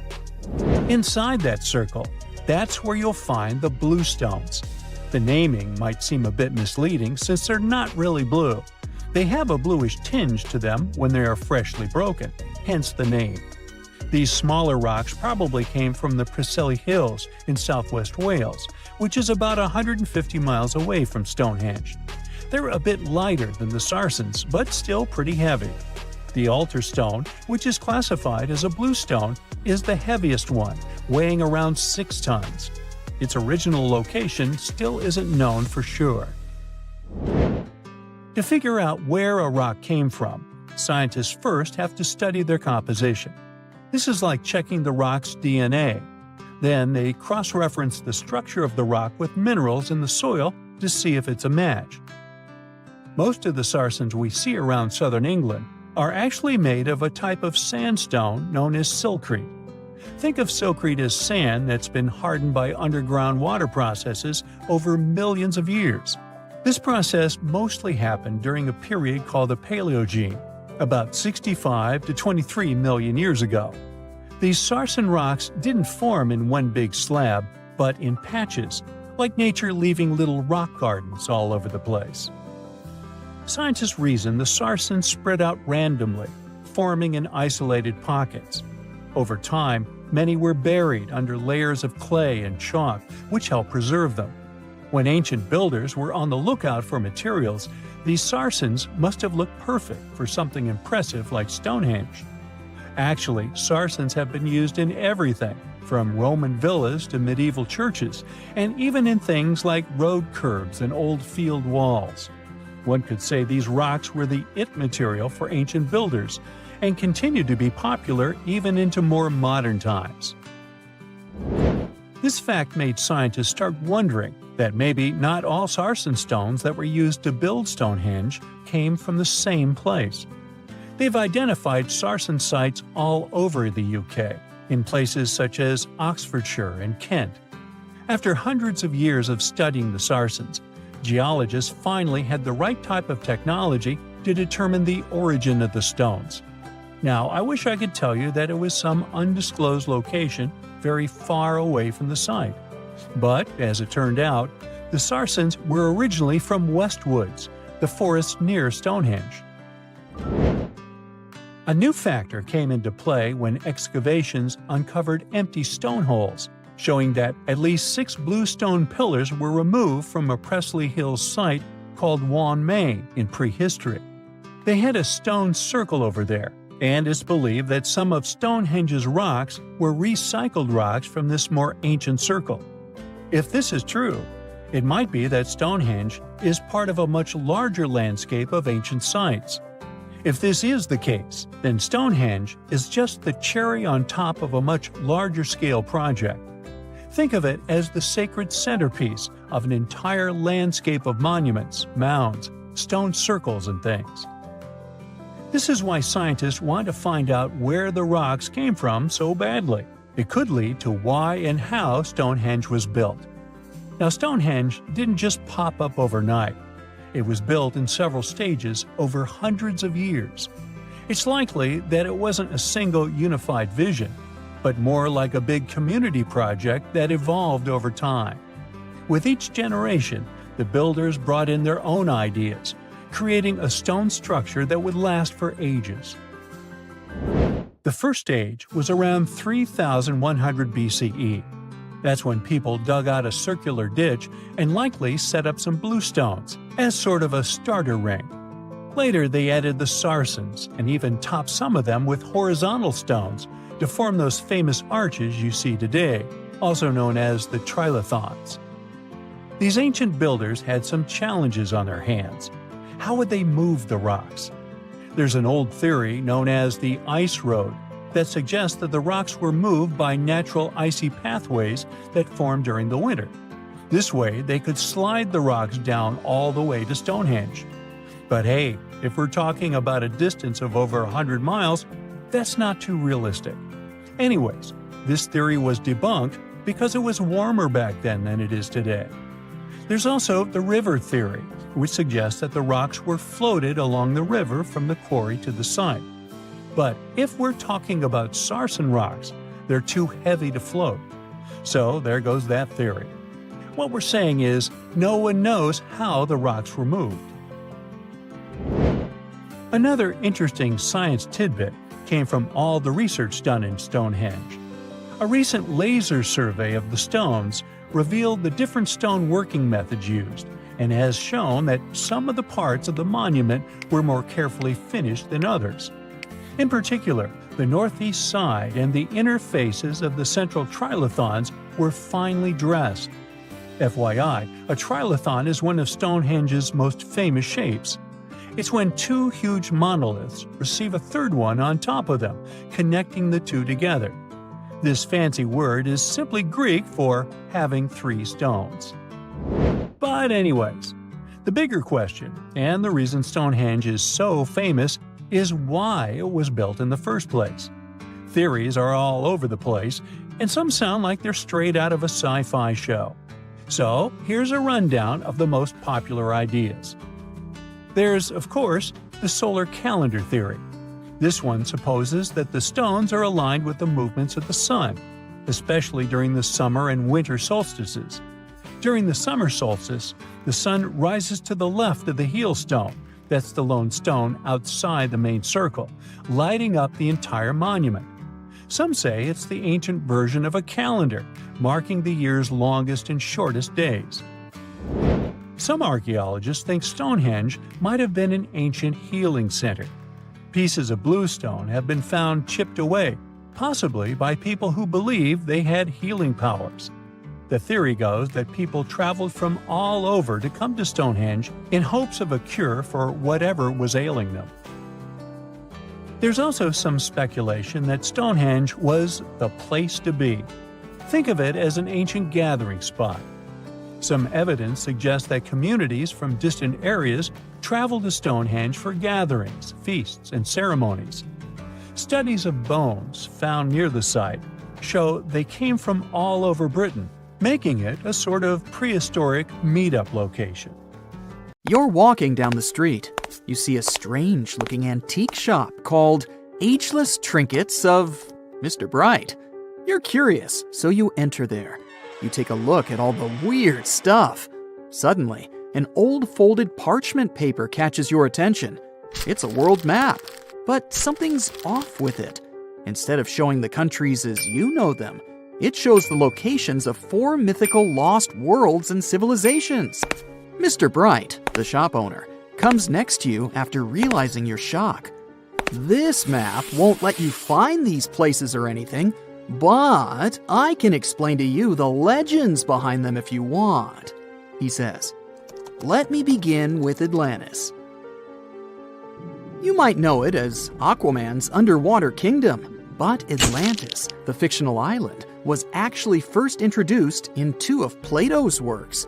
According to him, Atlantis was a highly advanced civilization that existed about 9,000 years before his own time, and its story had been passed down by poets, authors, and others. He wrote about Atlantis and its citizens to give a moral lesson and to teach about the dangers of arrogance, as well as the eventual downfall of those who are after too much power. In his dialogues, Plato stated that Atlantis was a great and powerful empire that was respected in all parts of the world. It was founded by beings who were half deities and half human, and became a great naval power after a while.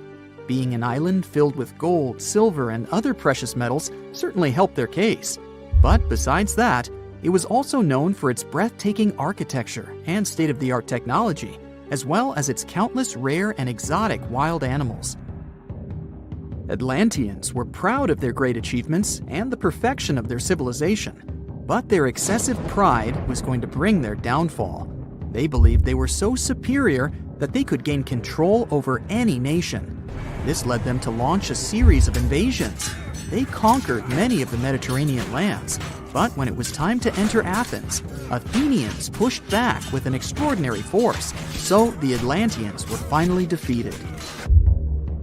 Plato stated that deities then got angry at Atlanteans because of how wicked, greedy, and immoral they became. So they punished them by sending earthquakes, which caused Atlantis to sink beneath the sea. Although the earliest written records of Atlantis were Plato's works, some people still believed his story to be based on truth and tried to identify the island of Atlantis with actual countries. Some people suggested it may have been located in the Mediterranean Sea, near the coast of Spain or Italy. Others thought it may have been located in the Caribbean, off the coast of Central or South America, but there was no solid evidence to support any of these claims. One theory, in particular, seemed more plausible than the others, though. Located in the Aegean Sea, the island of Santorini was the home of a highly advanced Minoan society. However, due to a huge volcanic eruption, it was destroyed about 3,600 years ago, causing the Minoan civilization to suddenly disappear. These similarities between the fictional Atlanteans and the historical Minoans made Santorini a good candidate for the speculations. Yet again, there were still major flaws with it, such as how the time when Plato said Atlantis was destroyed doesn't coincide with the time of Santorini's eruption. So Atlantis still continues to be regarded as nothing more than a popular legend in the scientific world. Now, let's move toward the northeast direction on the map, Mr. Bright says. According to Celtic Breton mythology, there once was a magnificent city called Ys, also known as Caris, that towered over Douarnenez Bay in France's Brittany region. It was the most wealthy city in the entire Atlantic. It was especially famous for its beautiful gardens and buildings, and its citizens were all living comfortably and happily there. Dahut, who was King Bradlon's daughter in Breton legends and literature, had a deep love for the sea. She begged her father to build a city at the edge of the sea, and that is how the city of Ys was established. Little did she know that she would be the one responsible for the destruction of her father's beloved gift. You see, since the city was surrounded by the sea, it needed to be protected by a dike equipped with floodgates, and these gates could only be opened at low tide. And the only one who had the keys to these gates was the king himself. One day, a handsome red knight arrived at the city, but couldn't pass the gates. Dahut was so taken by him that she wanted to let him in.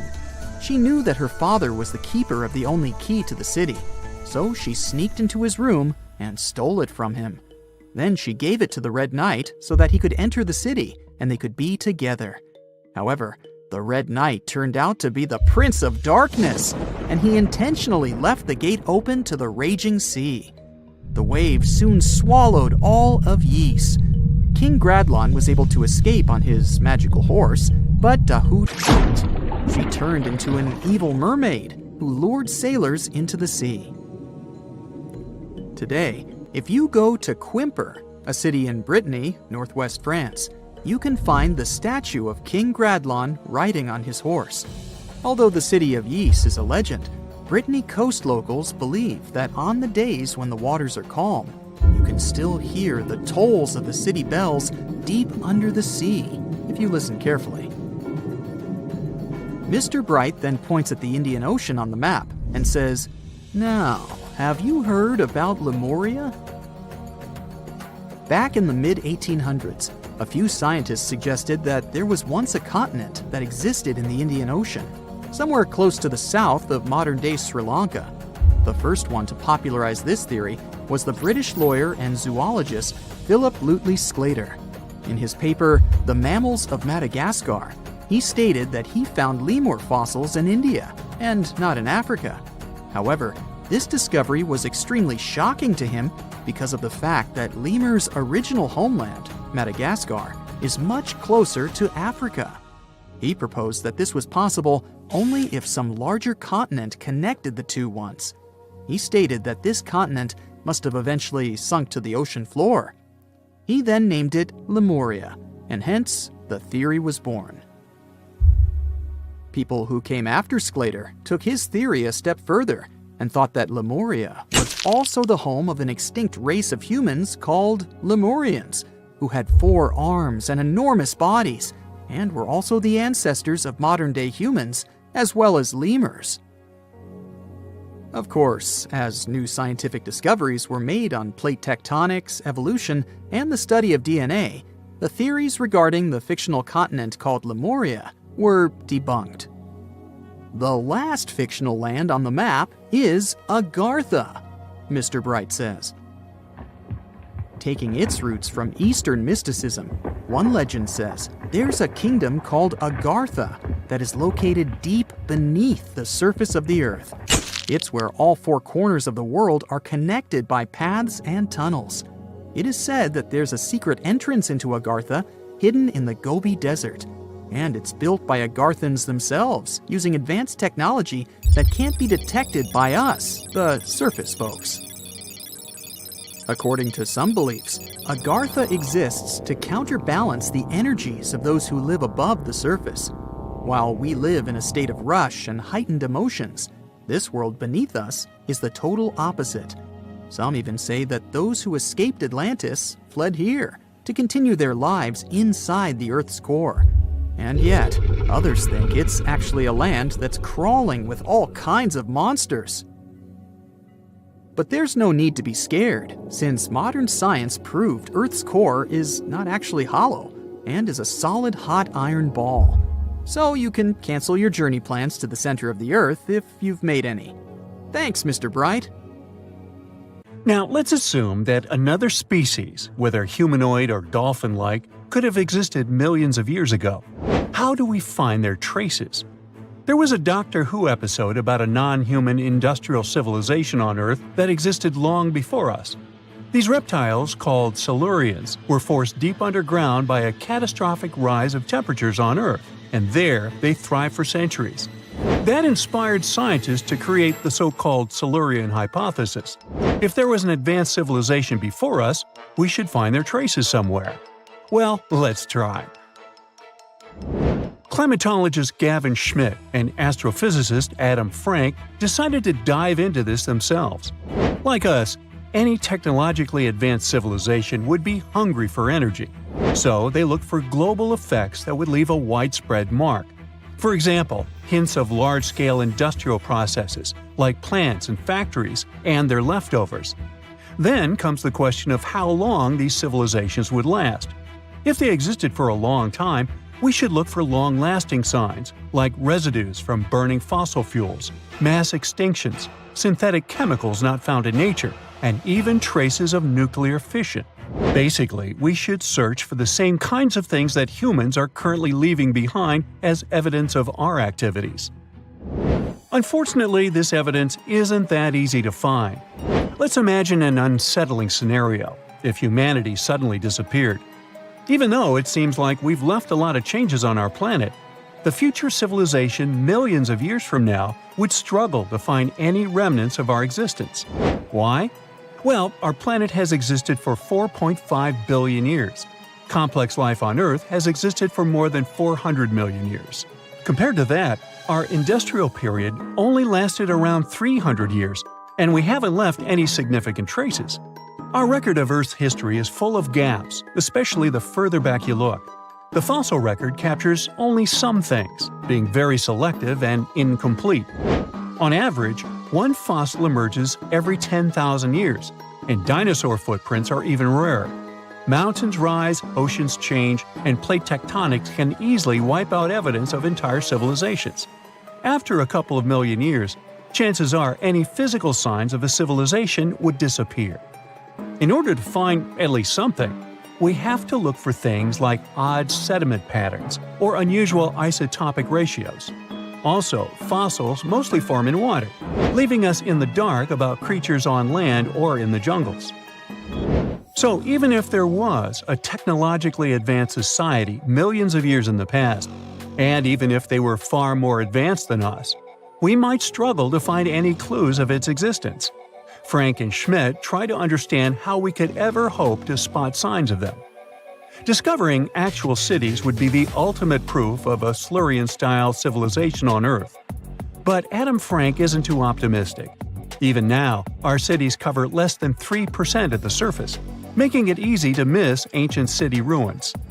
Whether a city survives over tens of millions of years depends on whether the land around it is sinking, getting locked into a rock, or rising, getting worn away by rain and wind. So, places like the French Quarter in New Orleans might have a better shot of making it into the geologic record than, say, Haight-Ashbury in San Francisco. When it comes to finding artifacts, the odds are pretty slim as well. No prehistoric iPhone would survive millions of years, fancy glass or not. Finding their fossilized remnants might be a bit more promising, but it's still tricky. Considering modern humans have only been around for about 100,000 years, it's quite possible that we might overlook any traces of an earlier advanced species. There is one thing, though. We could stumble upon their traces in rocks.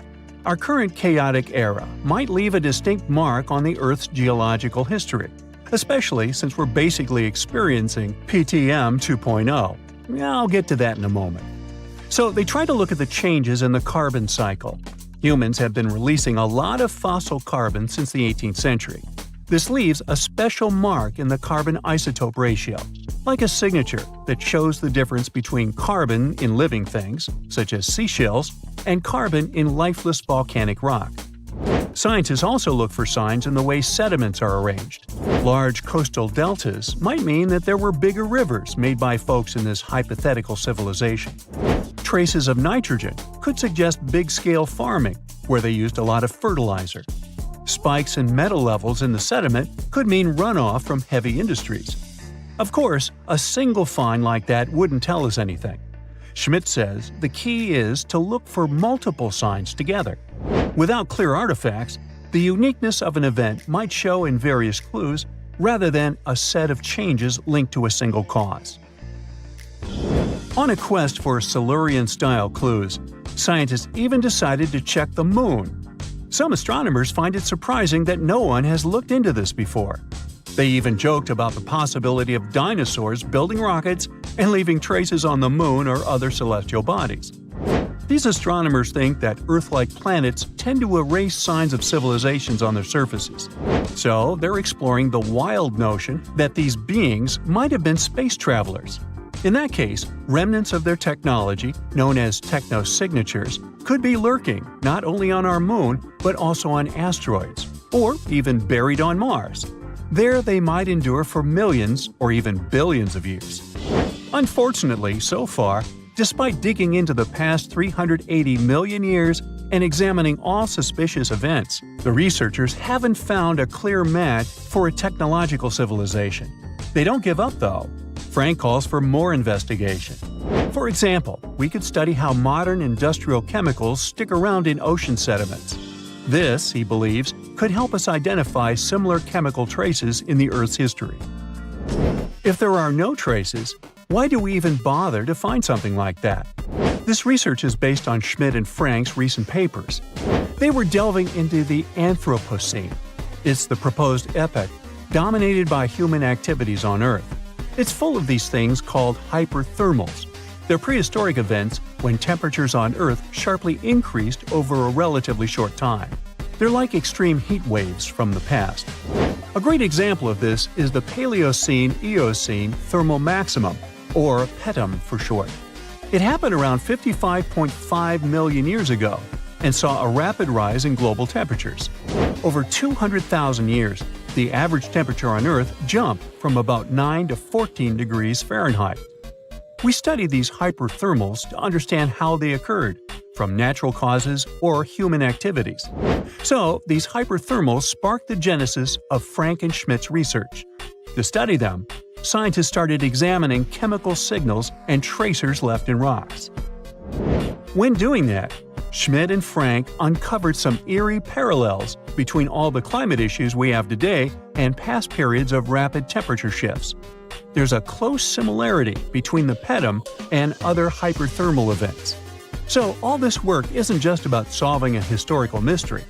Understanding our impact on the environment can guide us to finding better ways to live in harmony with the planet and avoid becoming a forgotten species in the future.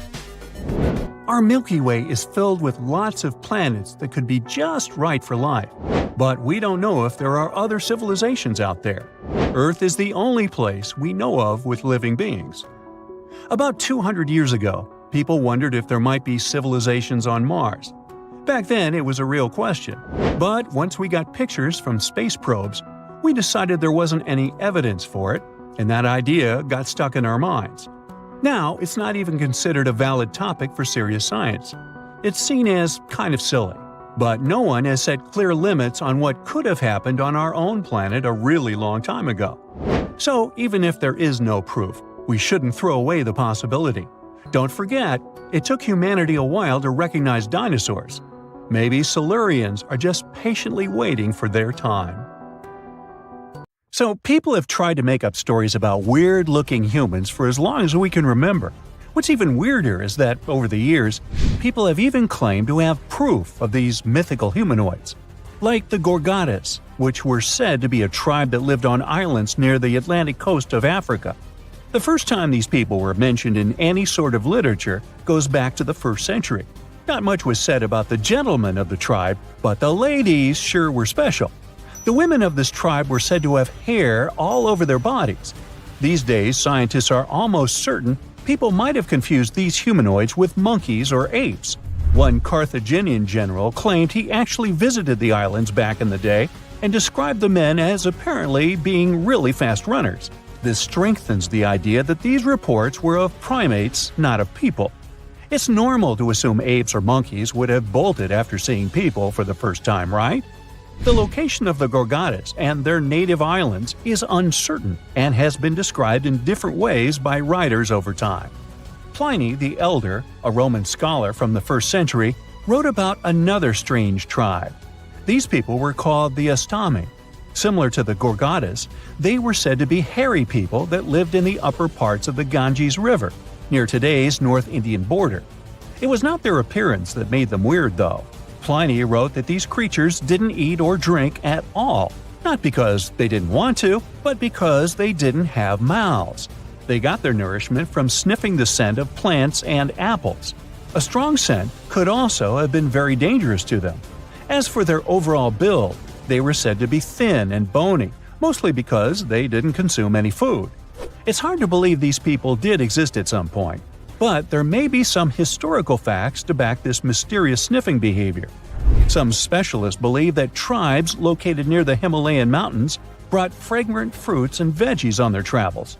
That's because smelling something nice can help with altitude sickness. In the past, travelers thought the nausea was caused by a bad wind and tried to cope by smelling onions, dried apples, apricots, and garlic. Now, Pliny the Elder seems to have had a lot of fun writing about strange human-like species. In his writing, he also mentions a tribe of headless people with their faces on their chests. They were popular in medieval tales too, and were also nicknamed chest eyes. They were said to live in mountainous and wooded areas of North Africa, surrounded by wild animals such as lions, elephants, and snakes. Herodotus, the Greek writer from the 5th century BCE, also mentions these people in his story, but since he is known as both the father of history and the father of lies, I wouldn't be so quick to believe his stories. As with many other myths surrounding mythical creatures, there is some truth to these descriptions. People that travel through the desert, like the Tuareg people, traditionally wear clothing that covers them completely, with spaces in the fabric just for their eyes and nose. It's because of this tradition where they believe it protects them from spirits while they're crossing the desert. It's no wonder these outfits might have misled the ancient writers into thinking these people were headless. This next mythical group was like the basset hounds of people, not because they had a good sense of smell or because they snored on the couch the whole day, but because they had ears so long they could cover their entire bodies at night. They were called the Panati and were said to be a tribe of giant-eared people from some unknown cold islands. They slept inside their big ears, and some said they could even help these people fly. Then there are the stories about weird monopods. You might have already guessed what those looked like. The monopods were creatures in ancient mythology that had just one big foot. The word monopod translates to 1 foot in Greek. They were also called sciopod, which means shadow foot.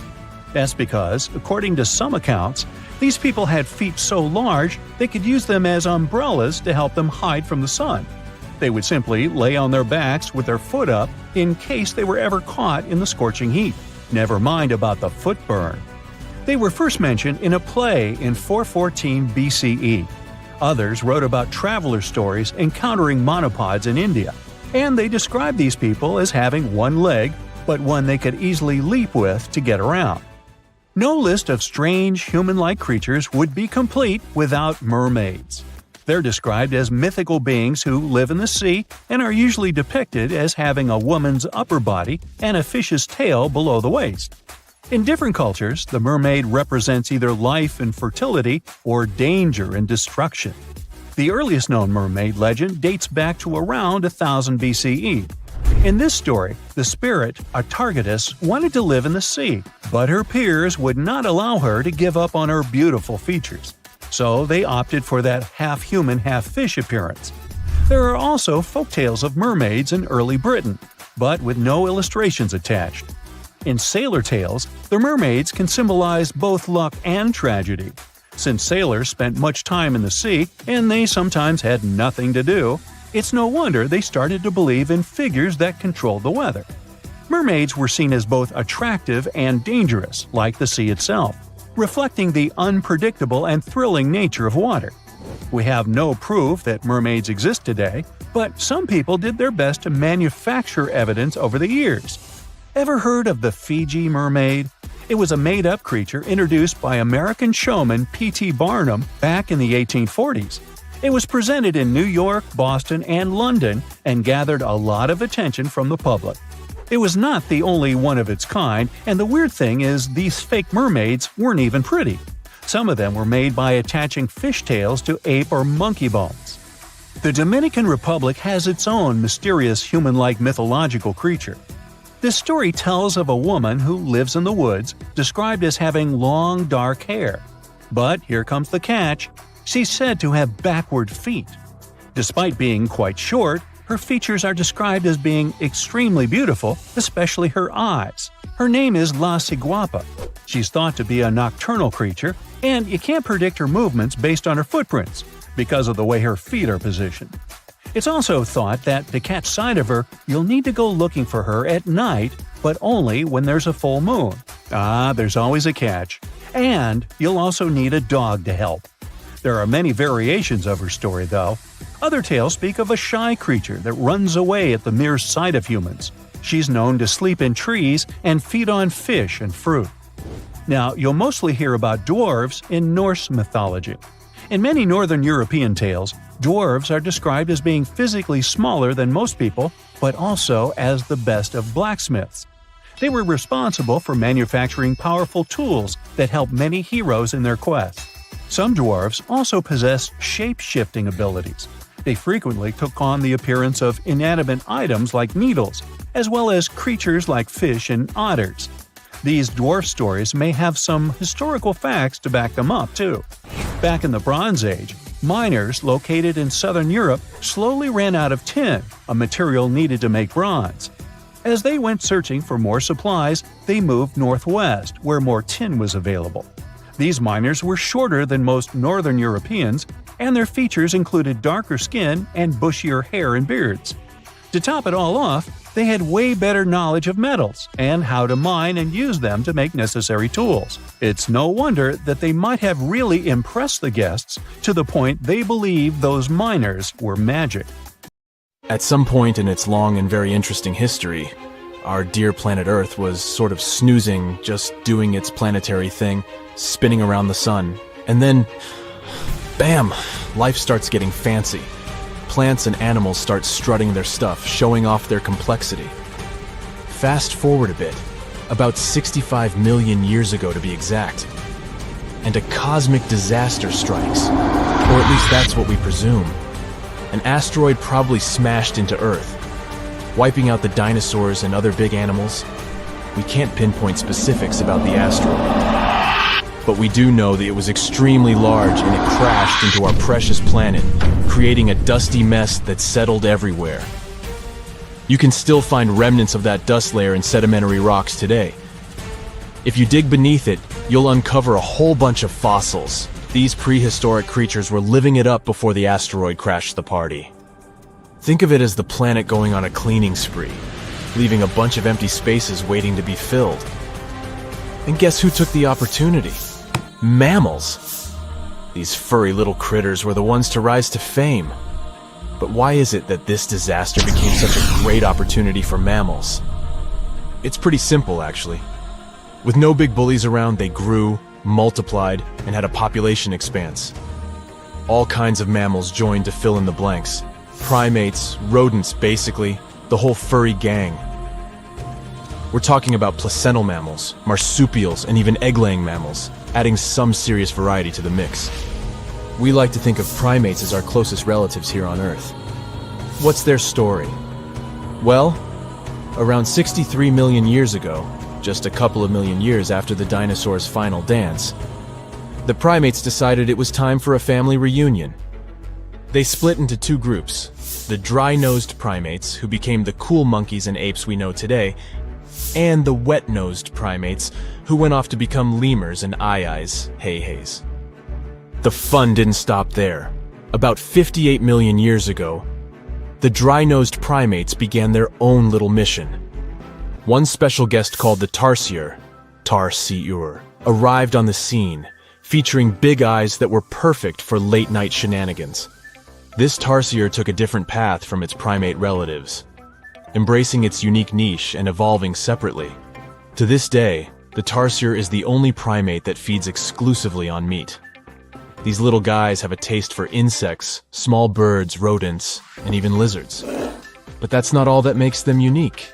Their eyes are twice the size of their brains. Also, their heads can do a full 180-degree spin, just like an owl. Because of their features, the tarsiers are the true kings and queens of the night. With their superpower of ultrasonic tracking, they can spot their prey instantly. Plus, their legs and feet are like springs ready to launch them into action. They've got this special ankle bone called the tarsus, which gives them those epic leaping skills. Hence the name, if you were wondering. But let's leave these little critters to rest and get back to our story, shall we? About 55 million years ago, the Earth cranked up the heat, literally. This sudden hot pod was a bit too much for many deep ocean dwellers and plants to handle, and they bid their farewells. But hey, every goodbye is an opportunity for something new, right? The oceanic mammals known as cetaceans, saw their chance and took it. They splashed into those empty niches, becoming the rulers of the sea. In this category of creatures, you can find the blue whale and the dolphin. A special primate guest made an appearance around 47 million years ago. Scientists now affectionately call the fossil of such a creature Ida. This little wonder caused quite a stir. initially hailed as the missing link in human evolution. But here's the hilarious part. It turned out Ida was not one of us dry-nosed primates, but a cheeky wet-nosed one. Moving forward to 40 million years ago. This is when another big event happened in the primate world. The New World monkeys, our distant cousins, decided to take a different path and branch off from our lineage of Old World monkeys. They packed their bags and set off to conquer South America, where they're still living it up today.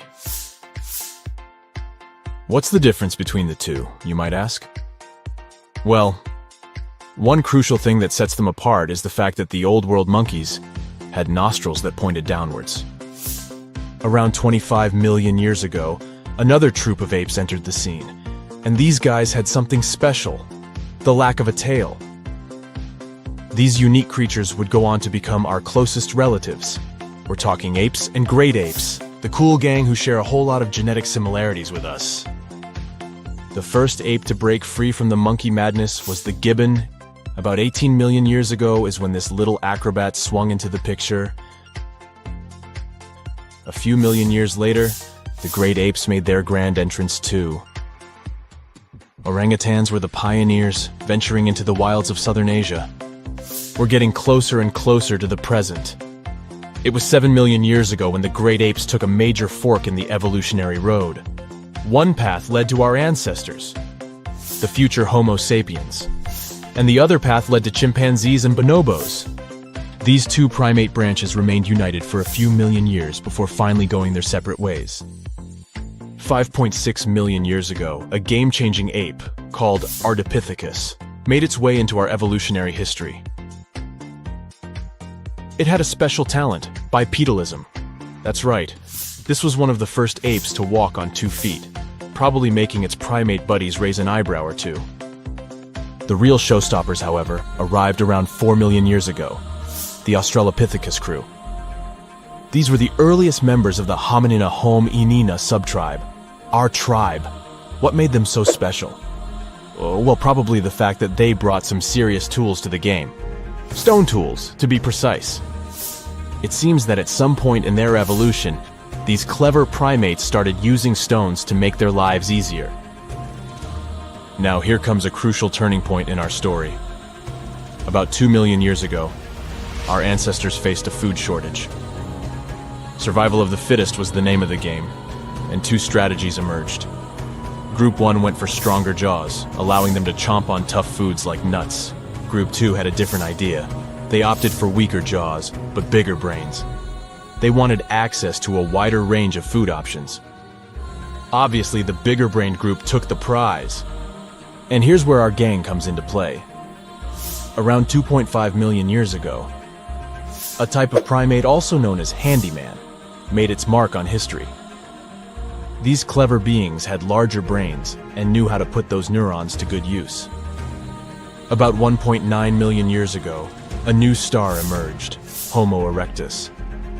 These creatures not only walked upright, but also had brains that were almost twice the size of the handyman's. They took the world by surprise, becoming the first of our direct ancestors to venture out of the African continent. They even knew how to tame fire. Approximately 700,000 years ago, the world witnessed a culinary revolution. The earliest evidence of cooking appeared. And around 500,000 years ago, our ancestors decided it was time to become a bit more fashionable, donning the first evidence of clothing. Our very own species came to be just 300,000 years ago. Told you we were late to the party. But the world was never the same after the appearance of Homo sapiens, the anatomically modern humans.